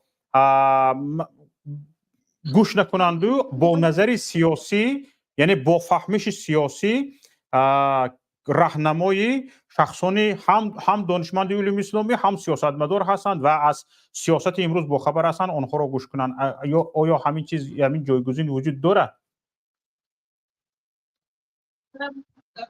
خب حالا من یعنی نام به نام از اونها شاید در این فرصتی که دارم نمیتونم که نامی از بسیار از اونها را بگیرم و برای شاید کهولت سن سال اینها هستن که در یادم نیستن. اما خب یعنی اگر به صورت این که شبکه های درسته که خب از اسلام در عموم حمایت میکنن یا اینکه تعلیمات نو اسلام را و درست اون را یعنی وسطیت را میانه را تبلیغ میکنن یا اینکه میرسونن را بگیم در عموم خیلی زیاد هستند. از خود همین اتحاد شبکه بگیم که شبکه اتحاد علمای عالمی که از اینها شروع کرده، دیگر خب اهل سنت جماعت هستند، خب علمای زاهدان هستند، خود از تاجیکستان ما خودمون داریم، مثلا نجم تیوی داریم، خب دیگر در این جنده برادرهای هستند که خب به صورت علاقیده کانال ها دارن، مثلا داملا جنت الله هستن، خب دیگر از تاجیکستان هستن بعضی شبکه‌هایی که اونها تالیفات خود را گذاشتگی هستند. خب اما اون چیزایی که به افراط و به تفریط و به اینها دعوت میکنن، اونها دیگر بسیاری از اونها اگر ظاهر هم شده باشن، متاسفانه یک قسمت زیادی از اونها با نقاب هستند، با مثلا که نامهای خب چی میگن، با نامهای مستعار یا اینکه با برنامه‌های برنامه‌های بله فریب کننده هستند که دیگه در اونجا داخل میشوند و اگرچند که اینترنت اینها خدمتی در رساندن علم و پیشرفت و اینها را هم که داشته باشد، برای رساندن مثلا چیزهای مضر هم جایگاه خودش دارد. اون باید از این مثلا اونقدر به تشویش نباشیم و از جمله اونها این همین شبکه‌های هستند که به اجازت به در خانه را زدن، در خانه‌های ما میدروین اونها. مثلا بچم با بچم یکی بحث میشم، یک چیزی را میگه که حیران میمونم که من او را نه در مسجد نه در خانه نه در دیگر جا نگفتم، اما یک چیز اعتراض میکند، میگم که این همون مهمان‌های ناخوانده که در رو نازده در آمدن از همون جا گرفتگی هستند. این مشکلات وجود دارد. بنابر همین خب دیگر ما دعا میکنیم که خداوند هر چیزی که به خیر مسلمان ها هست، به خیر هموطنان و کشورهای ما هستند، ما را بصیرت و بینش این را بتیاد که ما بتونیم از اونها استفاده بریم و هر چیزی که اونها ضرر دارن، مثلا به افراط و تفریط به اینها میبرن. خب فقط ما یک چیز را باید فراموش نکنیم، مسئله افراط تفریط، مسئله دهشتگرایی اکستریمیستی یا اینکه تروریستی و اینها را بهتر می باشد که با یگان دین، عقیده، مذهب، با یگان خب قوم به اینها خاص نکنیم مربوط اینها. مثلا یک مسلمان یک کاری عملی تروریستی کرد بگیم اسلام این گونه است، یا از حزب سوسیال دموکرات یا از حزب خلقی دموکراتی مال و اموال کشور را مثلا که تاراج کرده از وظیفه خودش سوء استفاده برد، مثلا ما اون را نگیم که حزب خلقی دموکراتی همین است یا اینکه مثلا که اسلام همین چیز است. حالا من میتونم که در این فرصت دارم همین قدر بگویم. بنابر همین یعنی گناه یا که جریمه یا که خلافکاری، قانون شکنی یا اینکه با ترور و دهشتگرایی و اینها دست زدن، خب اون را باید هر کسی که میکند اون باید که ملامت باشد، اون باید مثلا که خب محکوم باشد. حالا من یک نمیدونم در کجای بود یک چند روز پیش صحبت های داشتیم در همین رابطه، یکی از دوست‌ها نمیدونم یکی از برادرها بود سوزا بود گفت که خب در رابطه به همین تروریست ها، یعنی گفت که خب مسلمان ها همش تروریست نیستند، مسلمان ها تروریست نیستند، اما کسانی که عملی تروریستی میکنن همش مسلمانند. خب اگر ظاهرا نظر نبکنی اگر همین را، خب ولو که همین گونه هم که باشد، مثلا نباید که به اسلام وارد شود. اگر چندی که مثلا من به این نوعی فکر اعتقادا من زیدم، برای یک کسی که عملی تروریستی میکند بر اساس اون چیزی که من از شریعت و از دین و از پیغمبرم دارم میگم که او از دین خارج شدگی است، هیچ دینی نداره. این را اگر نقض بفهمن تعلیمات اسلامی یعنی این گونه است. خب مسئله جنگ، مقابله، روبرو شدن و به مثال میگیریم با یک دیگر، این دیگر دفاع اینها دیگر چیز است. مثلا حالا ببینید مشکلات ببینید که روسیه در اوکراین هجوم کرده است، مثلا اسرائیل در فلسطین، تمام دنیا پوتین و روسیه را مثلا محکوم میکنن، میگن که این تروریستی، عملی تروریستی است، اما یگان کس در نسبت اسرائیل یا اینکه در نسبت نتانیاهو در اینها مثلا گپ نمیزنن. اگر انصاف هم بگیریم باید هر اینها در یک پله ترازو باشن. وقتی که با اسلام و با مسلمان ها هم حکم میکنیم باید همین گونه بشیم. همین گونه است. یعنی تروریست ها همش مسلمان هستن. او برادر، من مسلمانم، یک داملام، یک عالمم، میگم که کسی که عملی تروریستی میکنه مسلمان نیست. نمیگن، او میگه که من مسلمان هستم. بنابر همین با نام برده ها نه، العبرة بالحقائق ليس بالمسميات. یعنی باید ما عبرت را از حقیقت بگیریم. اسلام برای بهبودی بخشن خدمت مردم اومده است، اما یک کس گرفته شو به صورت دیگر استفادهش برد. خب یک ملتیق برای صید است، نمیدونم برای محافظت کشور است، اما یک از گرفت همسایه‌اش پران. خب باید ما ملتیق ساز را ملامت کنیم که تو چرا این را ساختی؟ اون ضرورت زندگی انسان، پیشرفت امروزه، یا یک ماشین میره میزنه در یک اونجا، مثلا از خودش قانونی راه را ویرو کرده است که این کار کرده است. ما بگیم که تو ماشین اختراع کردی که از روی 260 280 میره. بنابر همین ما اساس ما این است که ما باید که قضاوت را درست بکنیم. یعنی این گونه نگوییم که این کارهای دهشتگرا هستن یا اینکه مسلمان ها هستن که این کارها را میکنن. نه، این گونه نیست. این چیزها ما مثلا قضاوت ما استاد نگاه کنید، شما برابر دوملا بودن و همچون یک دانشمند علوم اسلامی بودن، بیشتری حیات خود را در سیاست سپری کرده هستید و این نشانگری اون است که شما یک شخص سیاستمدار هم هستید. عمر جوانی خود را و اکثری حیات خود را در سیاست گذرانده هستید و این به آن دلالت میکند که شما سیاست رو هم خوب صرفا میروید. ببینید حالا این گونه قانون ها در تاجیکستان قبول میشد. بیاید چند سوال سیاسی هم داشته باشم چون وقتمان کم مونده است. این گونه قانون هایی که در تاجیکستان قبول میشوند با لباس بیگانه، با نمودی بیگانه، با ظاهر بیگانه، تنظیم عنعنه، جشن مراسم و هکذاها در قانون درج میکنند و آن را بر ضد شهروندان تاجیکستان پیاده میکنند، بر ضد خواسته های ملت. حالا که قانون باید خواسته های ملت را به تنظیم درآورد، خواسته های مردم را به تنظیم درآورد. مردم هر چی میخواهد آن به تنظیم درآورده شود و این نام این قانون است. اما اکثری قانون ها در تاجیکستان وقتهای اخیر بر ضد خواسته های مردم است و به طور مثال همین قانون آخر. و با این قانون ها به نظر شما همچون یک شخص سیاستمدار با این قانون ها حکومت چی میخواهد؟ بار دیگر با همین برآوردن قانون ها این ضد ملی من حکومت چی میخواهد؟ یعنی پیشروی یعنی فرض کردیم حالا همین خیلی سوال اومدگی است.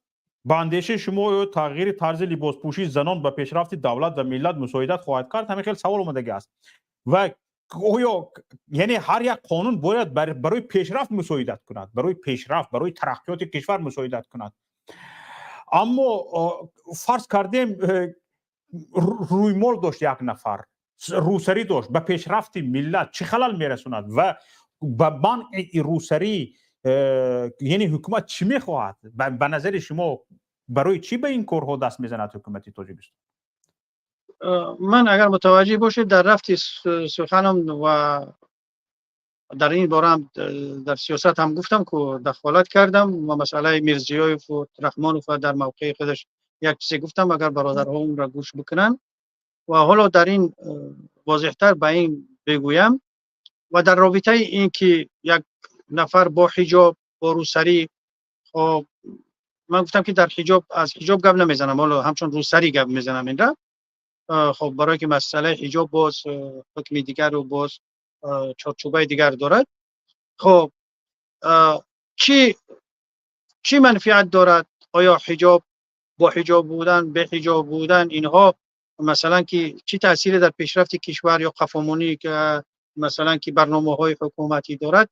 اینها خب درباره اینها دوستهای ما چی از علمای دین و چی از خب دانشمندان معاصر، دانشمندهای دنیوی گفتند، هم مثبت گفتند و هم منفی گفتند و شنونده ها، هموطنان و هر کسی که گوش کردن درستش از نادرستش هم فرق کردند. اگر به اینها خب دیگر بر نگردیم، تنها همین رو بگویم که گفتم و باز میگویم که خب مسئله حکومت به جای آن که کارهایی را که باید انجام بدهد همچون یک کشور تاجیکی نمایان بشود، متاسفانه زیانش همین است که یعنی بی‌صلاحیتیش همین است که کشور را مثلا ما میشنویم که جمهوری اسلامی مثلا چیکار کرده است، یک چیزی را در سلاح هسته‌ای است یا در کدام چیزی از پیشروی داره. خب از مالزی میشنویم از دیگر، اما متاسفانه ما میبینیم که وقتی حکومت، رهبریت حکومت یک ناعهده برای هستن، به جایی که کشور با این چیزها مشهور بشود، حتی که خطیب های مسجد ترکیه و نمیدونم از افغانستان و از اینها در یک اقدامی چی میگنش، یک مظاهری، یک چیز ظاهری از اسلام که است که سرگردون شده است، مردم را نشان داده است که ما کار کرده ایستادیم، ما پیشگیری از فرهنگ بیگانه میکنیم، اینها را نام بردن، اونا حیران مونده است که این بازی چی بازی است، یعنی به همین کارها دست میزنند. و الا مثلا مانعی کسب هنر عموما است. پیشرفت اروپا از اون سرلوچی و از نیمتنلوچی و از اونها نیست. خب دیگه همش علم و هنر و اینها هست. خب کار گرفتن به اینها وقتی نیست، واقعا هم یک چیزی که باید با اون مشهور بشویم وجود ندارد، دست میزنن به همین کارها. و در قسمت سیاسی هم گفتم که حالا آینده تاجیکستان را و من در نظر بعضی‌ها خوب شم و دیگر بشیم و ما قبول میکنیم، خب دیگر جز همین دیگر چیزی دیگر نیست که مثلا این ما با همین مظاهر و با همین چیزها این از زید برمدیم همین. خب دیگر اینها یک تفریقه انداختن است، یک مشغول داشتن مردم به همین فکرها هست. مثلا ببینید از وقتی که این قرار برمده است دیگر همه سرجمعی همه هستند، اما در پشت پرده والا رحمانوف و نمیدونم که حکومتدارها یعنی مقامات تاجیکستان کجای زمین تاجیکستان را فروخته ایستادن، کدام چیزهای قیمت چه در کجا در گرام ماندگی هستند، یا اینکه مسئله مشکلات حلی خب جابجا گذاری چی میگنش حکومت تقسیم حکومت در اینها هستند. یعنی همین گونه کارها در پشت پرده ها رفته ایستاده است، اما مردم را، دانشمندها را همه را چیکار کردن، سرگردون کردن به همین کار که ضرری با اینکه با بدنامی مشهور شدن تاجیکستانش با از همه با بدتر و وزمینتر است که متاسفانه همین کار دست داده. اگر دیده باشید رئیس جمهور وقتی واخوریش با علمای دینی کشور گفت که سطر و حجاب مال بیگانه است. بله. با این نظرش، با این گفته رئیس جمهور شما چی واکنش دارید؟ حالا ببینید در تاجیکستان واقعا با همین بهانه ضد سطر و حجاب برآمده ایستاده اند و میگویند که سطر و حجاب مال بیگانه است، یعنی از فرهنگ تاجیکی نیست. شما همچون سیاستمدار و همچون حالا ببینید، حالا نگاه کنید شوکت جان، مثلا ببینید اولا این من یک داملا همیشه میگم، اولا من تاجیک هستم، بعد مسلمان هستم، تاجیک و مسلمان. و اینکه تاجیک بودن با مسلمان بودن زید باشد یا اینکه تاجیک بودن با اسلام نداشتن زید باشد، این چیز وجود ندارد. قانون زندگی است. من خودم را هزار اگر دیگر کنم که تاجیک هستم، من یعنی یک قومی که با تاجیک است همین خیلی هستم، اما من با اختیار خودم یا توسط تعلیمات پدر و بابام بود من مسلمان هستم و مسئله وقتی که مسلمان هستم با تاجیک بودنم هیچ منافات ندارد. خب مثل که نگاه کنید یک امریکایی است و وقتی تاجیکستان آمد در گذرگاهی که از قید میگذرد باید که در پاسپورتش چیکار کنن؟ یک خط میبزنن که همین کس وارد شده است، در همینجا داخل شده است، تاجیکستان است، همین اومد است. اگر همون خط من نزنن، به ختم به هم پیچت اگر داخل شود چی است؟ میگن خلافکاری کرده است، برخلاف درآمده است، قانون شکنی، یعنی قانون را نادیده گرفته در تاجیکستان داخل شده است، برای او قانون جزا تعیین کرده است. اما وقتی که من میگویم که مسلمان هستم، مسلمانی هم برای خود شرط و شروط و مثلا که قاعده های را دارد، رعایت نکردن اونها برای من این یک گپی بیهوده است. و اینکه یکی از ارکان مسلمانی را یا که یکی از رکنها یا قوانین یا که لوازماتی که یک انسان را به اون مسلمان شناخته می شود این را گرفته مقابل به فرهنگ گذاشته، اون را مثلا با اون مبارزه بردن، انا همین چیز نادرست است. یعنی با این شکل که مثلا من تاجیک مسلمان هستم، درباره تاجیک بودنم، تاجیکستانی بودنم، با قانونهای تاجیکستان مخالفت نمیکنم، قانونهای موجوده قضیه کار میکنم، اما اینکه مسلمان هستم، مسلمانی من باید از 12 ساله یا که از 10 ساله بالا شد زن حجاب داشته باشد، مرد مثلا که خب خارش داشته باشد، خاکی نداشته باشد. خب یعنی همون شرط هایی که امروز اونها را فرهنگی بیگانه گفته و با اونها قرار میبرارن برای یک انمی نوعی قانونگذاری، انمی نوعی مبارزه، انمی نوعی خب دیگر چی میگوین مقابل گذاشتن، انمین غلط است. این غلط است که این گونه نیست که مثلا یک تاجیک وقتی مسلمان شد یا یک مسلمان که تاجیک باشد باید که مسلمانیش بگیرد دور کند، باید تاجیکی بسد. حالا ما از کجا دلیل داریم که مثلا تا اسلام را چه خیل بدن گذشتگان ما؟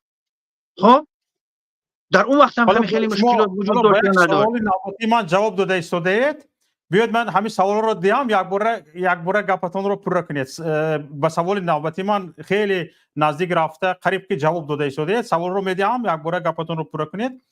سوال همین خیلی است که شما همچون سیاستمدار بعد برای تاجیکستان کدام فرمتی مناسبت دین و فرهنگ و آمیختگی هر دو رو پیشنهاد میکنید که هم به فایده جامعه است، هم جامعه رو به پیشرفت جامعه خلل وارد نمیکند؟ یعنی کدام فرمت رو شما پیشنهاد میکنید؟ خب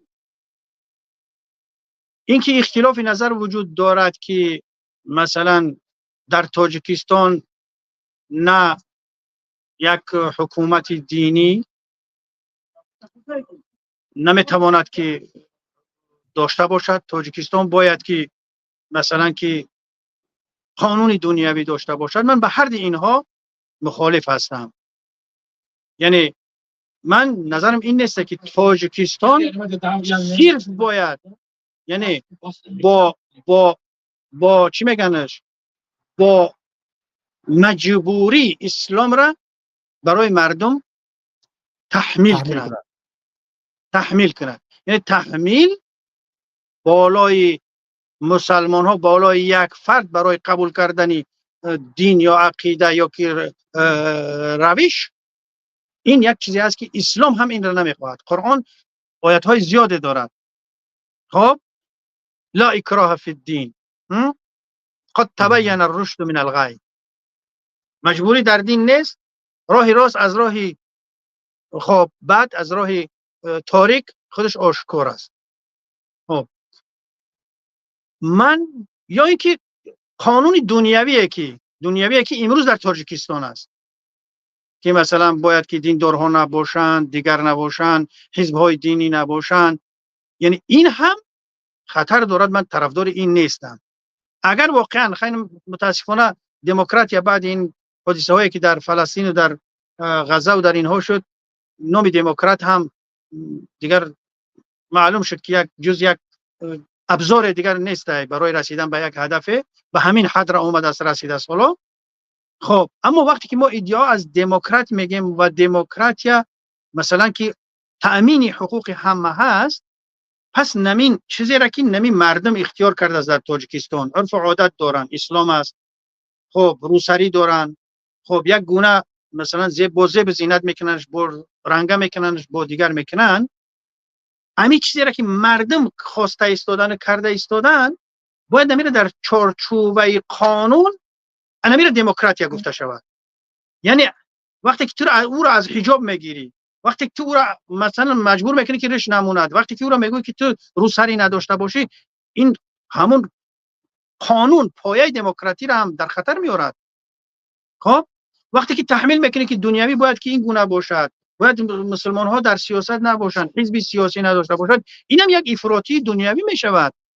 یعنی این چیزها نه افراطی دنیوی و نه افراطی دینی را من در تاجیکستان نمیخواهم. اگر واقعا هم دموکراتی میخواهند، دموکراتی اساسی در اسلام است. استاد محمد شریف همتزاده هم یک سخن خوب گفته بودند که بهترین خب آزادی و خب نمونه ترین خب روش یعنی دموکراتیا در اسلام است.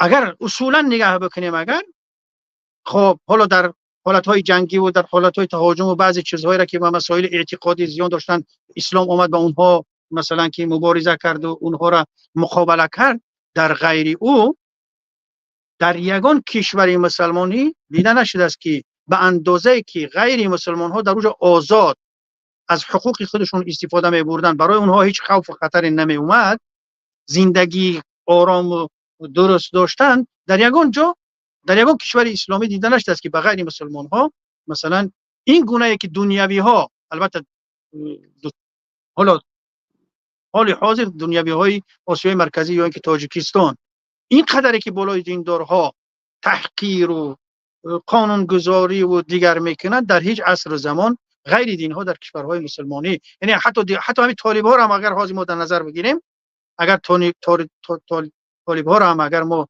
انتقاد میگیریم که اینها مثلا یک گونه افراطی هستند در این امر و در این کار، خب حتی در همون جهان دیده نمیشود که بالای غیر دین ها مثلا که این قدر ظلمی که بالای دیندارها در تاجیکستان میشود از دنیوی ها، بالای غیر دین ها در کشور افغانستان باشد یا که شده باشد. یعنی ما افغان ها داریم، شما هم اگر که باشید در نمیجنده، اولی که طالب ها آمدن اونها گرفتن و معبدن، اما حاضر ما میبینیم که میروند در سفارت ها مراجعت میکنن، همون مخالف های طالبان سفارت افغانستان ده، همون سفارت هایی که طالبان در اونجا کار میکنن، حالا که جای قبول کرده است. غیر این اما یک کسی که ای طالبا گرفته بود اومده بود، این از همینجا میرود افغانستان، میرود خانه هاش هم میبینه، خب خش تبارش هم میبینه، با میگرده میآید، برای او یگان مشکلی نیست. اما خودت میتونی از تاجیکستان برای برادرایت که در اونجا هستن برای تو عذاب دیده ایستن، من میتونم که حاضر سفارت تاجیکستان برم، نمایندگی تاجیکستان برم همچون تاجیک.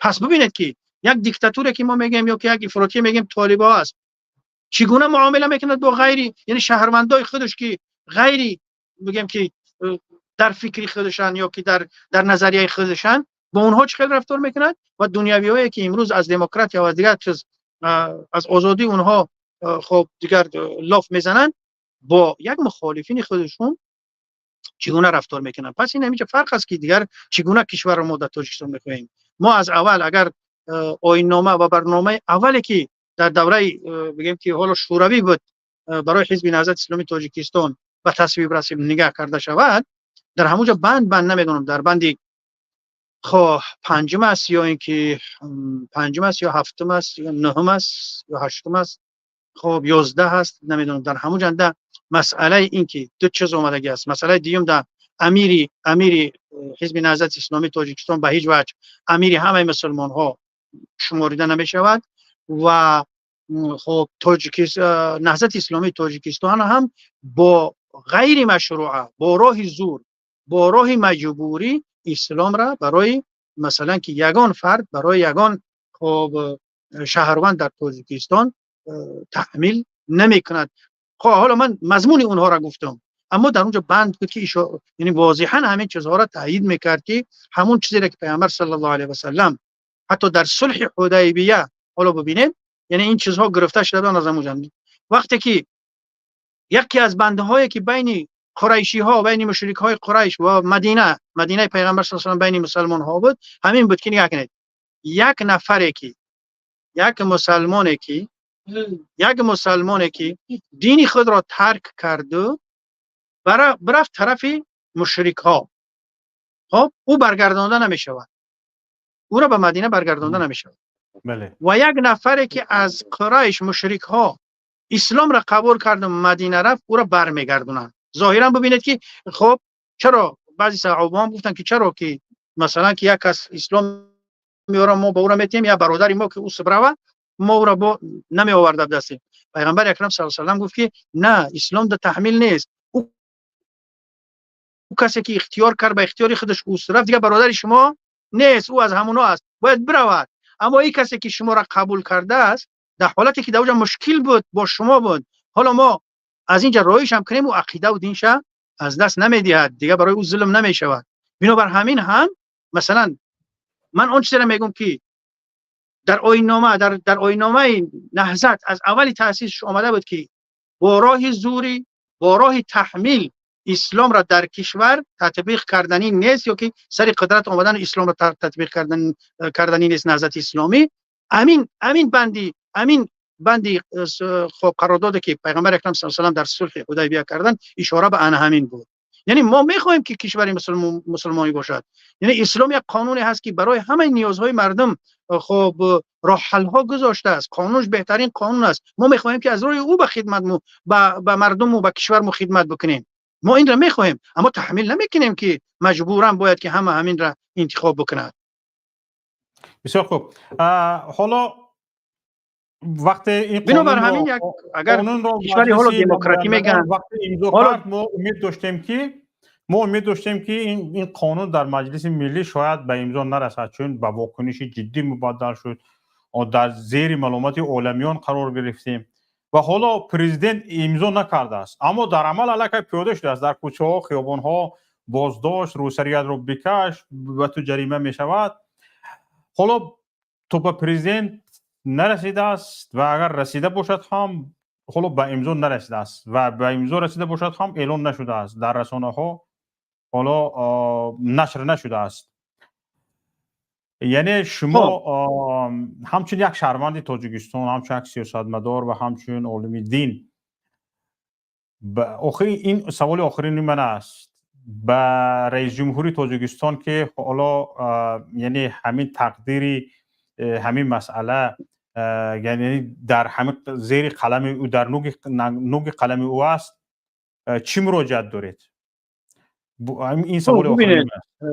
شوکت جان، این را ببینیم که ما پیشگو نیستیم یک چیزی را بگیم که این گونه میشود همون خیلی بشود بگیم که ما ها درست ما هم گپامو، یا اینکه یک چیزی را هم که گفتیم که اون خیلی نشد، در اون حد نیستیم که دیگه بگن که نه این دائم تحلیل هاشون درست و دیگر همین گونه است. نه، این چیزی است که یک چیزی وحی نیستن که همون خیلی بیستد. اینها بر اساس قرینه ها، بر اساس اون چیزهایی که وجود دارد، بر اساس همون گفته میشه. حالا خوب اشاره کردید که حالا به پارلمان تقدیم نشده بود، الکی تطبیقش همین قانون در کوچه ها، در رسته ها، در کارخانه ها، در مکتب ها، در همه مؤسسه های کاری و مسائل مدنی و اینها دیده میشه. در داخل автомашин های مسافربری و دیگر نقلیات مسافربری و دیگر. ببینید حالا به پارلمان رفته بود، حالا که از پارلمان قبول گرفت همین قانون، حالا می رود به مثال میگیریم که مجلس عالی. خب دیگر آن چیزی که در رسته و کوچه و مؤسسه های کاری و خب مسائل نقلیاتی دست جمعی و دیگر جو می رود دیده استودیم، این برای ما گفته استوده است که الکی این دیگه پرزیدنت هم امضاش میکند و مثلا در اون جمع قبول خودش میواد. این اشاره به اون میکنه. اما ما یک چیزی هستیم که نیکبین هستیم، تفاؤل داریم. خب دل انسان در بین دو انگشتی خداوند از سرسن توشید. ما هم که برای فرق ندارد، برای کلی تاجیکستان، خب رئیس جمهور است، خب یک شخصی عادی است، برای کلی کشورمون، برای همشون، برای آب و آتش و سنگ کلو خاکش به همش خیر میبینیم و خیر میخواهیم و میگیم که این قانون به خیر تاجیکستان نیست. این قانون یک بازی است، حالا پشتی چیزی هست نیست، به خیر تاجیکستان نیست. تا همون لحظه ای را که امکانی برگرداندنش هست امید میکنیم که خود رئیس جمهور است، حالا من در شخص رحمان نمیگم، این شخص نفر اولی تاجیکستان است، یا اینکه پارلمان هست، یا یک کسی دیگر از یک دملای هست که گپ میزند و گپش میگذرد، خداوند همون چیز را پیدا بکند و در دل اونها بدازد این را قبول نکنند. و این تفاؤل ما هست که ما نیت خیر داریم که همین کار نشود. خب دیگه او زیر تاثیر کدام میبون نمیشه، یا شخص اول است، یا از پارلمانت است، یا رستم است، یا نمیدونم که همسری پرزیدنت یا که تاثیر میرسوند و میگه که آخه دیگه نکنید همین کارا. هر چیزی که باشد تا اون وقت مثلا امید داریم که خداوند بشود که قبول نشود. اما یک چیزی خطرناکتر در این است که بعضی چیزهای هستند که اونها شدن اونها مثلا برعکسی نشدن شو زیان شو بیشتر است. مثلا حالا ما جشنی چند سالگی حضرت امام اعظم را ببینیم در تاجیکستان. یک صاحب مذهب، یک مثلا که چی میگنش پیشوا، خب یک سال را هم به سال او گذاشتن، چندین سخنها و چندین هم میجا پوری دیگر برنامه های دعایتی و همین چیزها شد. اما بعدی او چی شد؟ سال امام اعظم گذاشتن، اما اکثریت علما، اکثریت خانه‌های دینی زیر پول شد، رفتن زندان، نه مدرسه خوی کرده شد، نه یگان یک به نام امام ترمذی یک دانشکده بود، او را هم گرفتن به نام این موندن، نشد که در چند جای دیگر به نام حضرت امام اعظم همین چیزها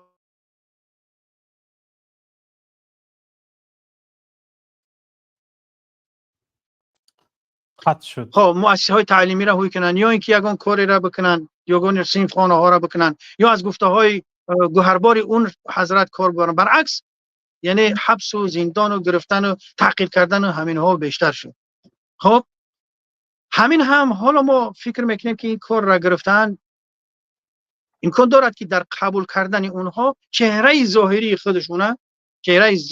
خودشونه نشان بدهند که با خدا در ستیز هستند، با مسلمان هایی که اینقدر پشت میکروفون ها و دیگرها گپ اونها را گرفتن و با گپ اونها کار کردن، اونها چقدر احترام قائلن به همون دامله ها و به همون خب شخصیت هایی که این کارها را میکنن. یعنی چهره ظاهریشون آشکارتر می شود و خیر هم در این می شود برای اسلام و مسلمین، برای مردم که مثلا ما می توانیم بگیم که اینمین است. اقلا من حاضر به تشویش دیگه میگم که مثلا رحمانوف جنگی با خدا دارد. حکومت تاجیکستان حکومتی است که با دین و با اسلام هیچ سری مصالحه نمی آید. پارلمنت یک دست نشان داده بگیم که یک سلطه، یک حکومتی است که وظیفه خودش انجام نداده و کارهایی که اونها برخلاف خب کشور و ملت و عقیده و خب فکری انتخاب کننده هاشون بر اساس او کار گرفته ایستادن. در مسجدهای ترکیه هم دیگر مثلا صدا از همین می شود. در افغانستان نمیدونم در از طرف مجمع اتحاد علمای مسلمین، در همه جا دیگه چهره اینها، یعنی این را من آشکار دیگر یه وقتا مجبور بودم که دلیل بیارم که این دشمن اسلام است. رحمانوف خب حج رفتنش، عمره رفتنش، دیگر زنش اینهاش مثل همون سگی که هر قدر تر شود باز پلیدتر شود، این برای همون قصد، برای یک مکر، برای یک نیرنگ است، برای با یک خب کاری بعدی دیگر انجام دادن است. یعنی حالا دیگه دلیل برای این کار جستنم دیگه در کار نیست، خودش آشکار است دیگر. اینم یک چیز خوبه هست که چهره واقعی اینها دشمنهای دین، دشمنهای ملت، دشمنهای کشور در داخل کشور هستند، در یعنی قانونی میگفتن که خب راهزنهای قانونی نمیدونم راهزنهای چی هستن، یعنی حکومتدارها یا که دشمنهای ملت قانونی، دشمنهای دین، دشمنهای مثلا کشور و همه اینها دیگر اینها خودشون امضا کرده ایستادن که ما هم هستیم، ضرورت به دلیل آوردن دیگه نیست. تشکر زیاد استاد. سلامت باشید. تشکر به شما عرض میکنم، هم از نام خودم هم از نام تماشاگران که وقتی پرقیمت خود را دریغ نداشته به سوالهای ما جواب دادید و هم در داخل سوالهاتون جوابهایتان چند نصیحت‌های وجود داشت، چند حرف‌های خردمندانه وجود داشت. به شما تشکر عرض میکنم. فقط یک توصیه دارم از همین جا، هم برای اهل ادب و حقوقدان ها و همین کسانی که خود را مخالف میگیرن و مخصوصا برای داملاها، کسانی که سمت خب وارثی پیغمبر را دارن، همچنین شبکه هایی که حالا مردم ما با اونها علاقه دارن، رابطه دارن، سوال و جواب ها دارن، در این کار خدمت های شایان را کردن و همه همین ها من یک توصیه را رسوندنی هستم که خب اگر واقعا هم میخوایم برای کشور خدمت کنیم، اگر دوستایی که از شبکه‌های دیگر میخوان که برای تاجیکستان خدمت کنن، خیلی هم با احتیاط در برنامه‌هاشون نسبت یک حزب، یک حرکت اسلامی، خب وقتی که هر چیزی که به اونها میرسد خوب سنجیده بعد از آن یک سخن‌های را، هجوم‌های را یا اینکه یک چیزهای ناسنجیده را نگویند. خب زیرا که من یک چیز را همیشه بگم درست‌تر هم شود، یک رئیس کمیته دین بود، سعید احمدوف، اگر بدونیش. وقتی که ما اومده بودیم در اولی که اومدیم در سالهای 2002 2003 همین خیلی بود. خب مسئله حج، درآمدی از حج، حاجی‌ها در خب عربستان سعودی، در مینا، در عرفات، در اونها حاجی‌های تاجیک اونقدر از طرف کسانی که با اونها هستن راه بلدهای هستن نگاه و بینی ساز نمیشدن، فقط برای پول کار میشد. یک چند مقاله در مجله نجات نشر شد. وقتی که نشر شد با یک کمیته، بگیم که کمیته دین هم یک چیزی را نشر کرد، یا که نشر میکرد یا که یکان چیزی را رسون. باور کنید یک سحر استاد سید عمر حسینی بر وقتر می اومدن، امین عام بودن، یعنی چی میگنش کاتب چی بودن، رئیسی بگیم که اون وقت همچون دبیری کل بودن. بله، با او زنگ زد قبل از ساعتی، یعنی روزهای تابستان ممکن ساعتی 3:30 4 باشد 5 باشد. من در یک مقالم نوشته بودم که یک کس روان کرده بود، حالا دیگر هیچ خطری برای سید احمد نباید که باشد، دیگه عمرش هم گذروندن، مثلا شخصیت خوب بودن، همون کسا اومدن، اول یک کس رای کردن، بعد اومدن. من و سید عمر، استاد سید عمر بودیم، با او کس بود، با یک نفر دیگه هم بود همراهشون، دیگه او بیادم نیست کی است. گفتن که هر چیزی که می نویسید شما درباره کمیته دین یا اینکه همین چیزایی را که در حج در دیگر جور شده است انشالله که برطرف می شوند. اینطوری بگو که نباشد، نه هست. اما شما یک نهاد دینی حزبی نهضت اسلامی و ما کارمندای کمیته دینی است، اما بیشتر به مسلمانی و به همین اسلام و به همین ها مسلمانی و همینا یعنی دینی میگن، همین در نظر است. حالا همین گونه که حاضر روسری را زیدش برمده ایستادن میگن فرهنگی بیگانه مثال میگن. همین دو نهادی بگیم حاضر در همین جنده، دو نهادی مسلمانی یا اسلامی، شما یه مقاله بنویسید ما یه مقاله، شما یه بنویسید، یعنی شما کمبودیای ما را بگید ما کمبودیای شما را، پس دیگرایی که میخوان اسلام قبول کنن یا که بشنون میگن که کمیته دینش هم عیب داشته است، مثلا نهضت اسلامش هم اینقدر عیبی که دارن، مثلا که بنابر همین بیا هر چیزی که هست نیست دیگر نشر نکنید یگان چیز در همین باره، درباره حاجی‌ها و در دیگرها، همین ها را فاکتورها را شما به ما برسونید، ما هم تلاش خودمون میکنیم. اما از دو نهاد دینی که در همین فعالیت میکنن اگر ما در مقابل یکدیگر بیستیم ضررش به اسلام و به مسلمان ها بیشتر است. همین برای استاد سید عمر گفت که واقعا راست میگه. وقتی او رفت گفت باور که همین فکر من نداشتم. رفتن سفارش دادن که دیگر دوام همون مقاله نوشته نشود. خب بنابر همین من مثال نگاه کنید که ما شبکه‌هایی هستن که اونها از اسلام گپ میزنن، خدمت زیاد هم کردن، من اشاره کردم در همین اینمی کار و پیش از اینم برادران ما بسیار علاقه هستن از داخل تاجیکستان دیگه. اما وقتی که یک گونه چی میگنش اتهام شو بگیم یا اینکه یک چیزهایی را نسبت به نهضت اسلامی، حزب نهضت اسلامی با انتقاد است یا اینکه با هجوم کردن به اون است یا اینکه در مقابل او ایستادن و اون رو خطا گفتن ناسنجیده به اونها رسیده میشه، وقتی گفته میشود باید بدونن که دو نهاد یعنی اونها هم دینی هستن، حالا حزب نهضت اسلامی تاجیکستان هم اسلامی هست و اون کسایی که این چیزها را میرسونن بیشتر بالای اونها باید که ما تأکید کنیم، ببینیم، بسنجیم. های ما در اونجا طرفدار داریم، های ما را میخواهن، همه اون چیزایی که رسانده میشد. بعضی کسایی هستن که اونها برای مسئولیت خودشون خلاص کردن این کارها را میکنن. بعضی کسایی هستن که اونها بخشش از برادرهایی که خالصا به این شبکه‌ها علاقه دارن و ضروریات دینی خود را از اون میگیرن، من نظرم اون است. اما بعضی هستن که یعنی دانسته این کار را میکنن، با برنامه میکنن. بنابر همین در آسیاب انمو خیلی آدم‌ها نباید آب بریزیم و یکدیگر از زیر مثلا که خب گپ‌های ناسنجیده یا اینکه تهمت‌هایی که اصلا با اونها بکشیم.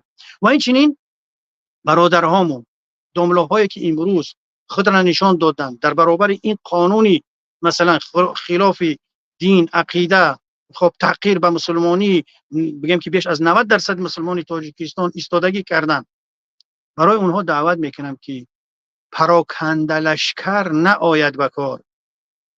این وقتی است که باید ما و شما که هدفمون یک است، آزادی، عدالت، تطبیق خب شریعت بر اساس اون چیزی که هست آباد کشورمون ملتمون.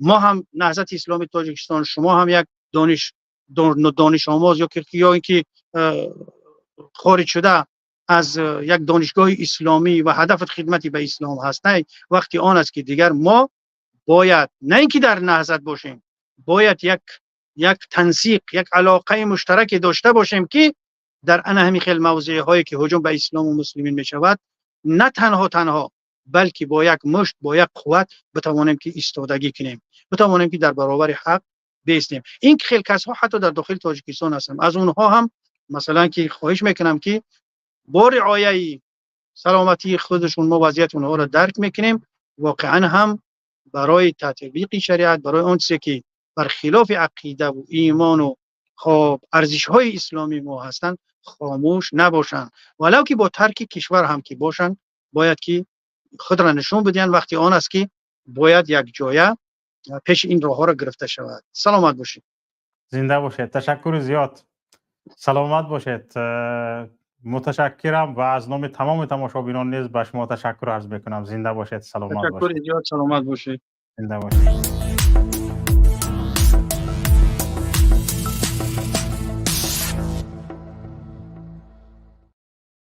تماشابینان عزیز گرامی، این بود برنامه امروزه ما که با همراهی استاد محمد سعید رضایی، یکی از دانشمندان علوم دینی، سیاستمدار و نفری که عمر جوانیش را هم در راه سیاست و در راه دعوت به ایمان و اسلام سپری کرده است گذراندیم و یک چند سوال هایی که شما به ما ارسال کرده بودید و یک چند سوال هایی که من خودم داشتم دادم و به سوال ها جواب گرفتیم و همین طور هر هفته روز پنجشنبه برنامه روزانه فکر در شبکه یوتیوبی پیام تیوی برگزار می شود و ما کوشش میکنیم که به این برنامه یک نفر مهمان دعوت کنیم و از او سوال ها پرسیده شود و نظر شخصی او، فکر و اندیشه‌اش پرسیده شود درباره یک موضوع.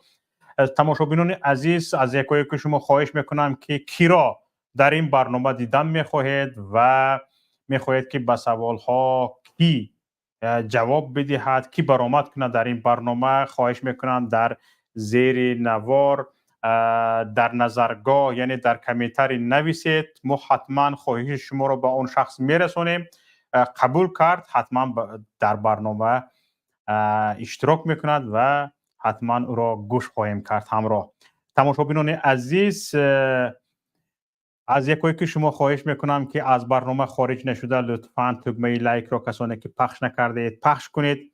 لطفاً هر یک نفرتان یک تاگی نظر نویسید. همینجا تقریبا 700 نفر ما را تماشا دارند. 700 نظر است و این خیلی برای تماشابین زیاد شدن و به تاپ برآمدن برنامه مساعدت میکند. و همچنین دوستان عزیز کوشش کنید که اقلا به یک دوستتان سلکه یا پیوند این نوار را اقلا به یک نفر دوستتان فرستونید. دوستان عزیز، اکثریت تماشابینان ما نفرانی هستند که به شبکه یوتیوبی پیام تیوی آبونه شدگی نیستند و بدون آبونه شدن تماشا میکنند. از یکایی که شما خواهش میکنم همت را بلند کنید، بلند همتی کنید و به شبکه یوتیوبی پیام تیوی آبونه شوید. یکوی که شما را بار دیگر به الله پاک میسپارم. سلامت و سربلند و پیروز باشید. با شما بودم شوکت محمد و امید دارم که در برنامه‌های آینده با خوش و خرسندی، با خواهش تمام، با میل تمام انشاءالله با هم وامیخوریم. سلامت و سربلند و پیروز باشید. یک بار دیگر السلام علیکم و رحمت الله و برکاته.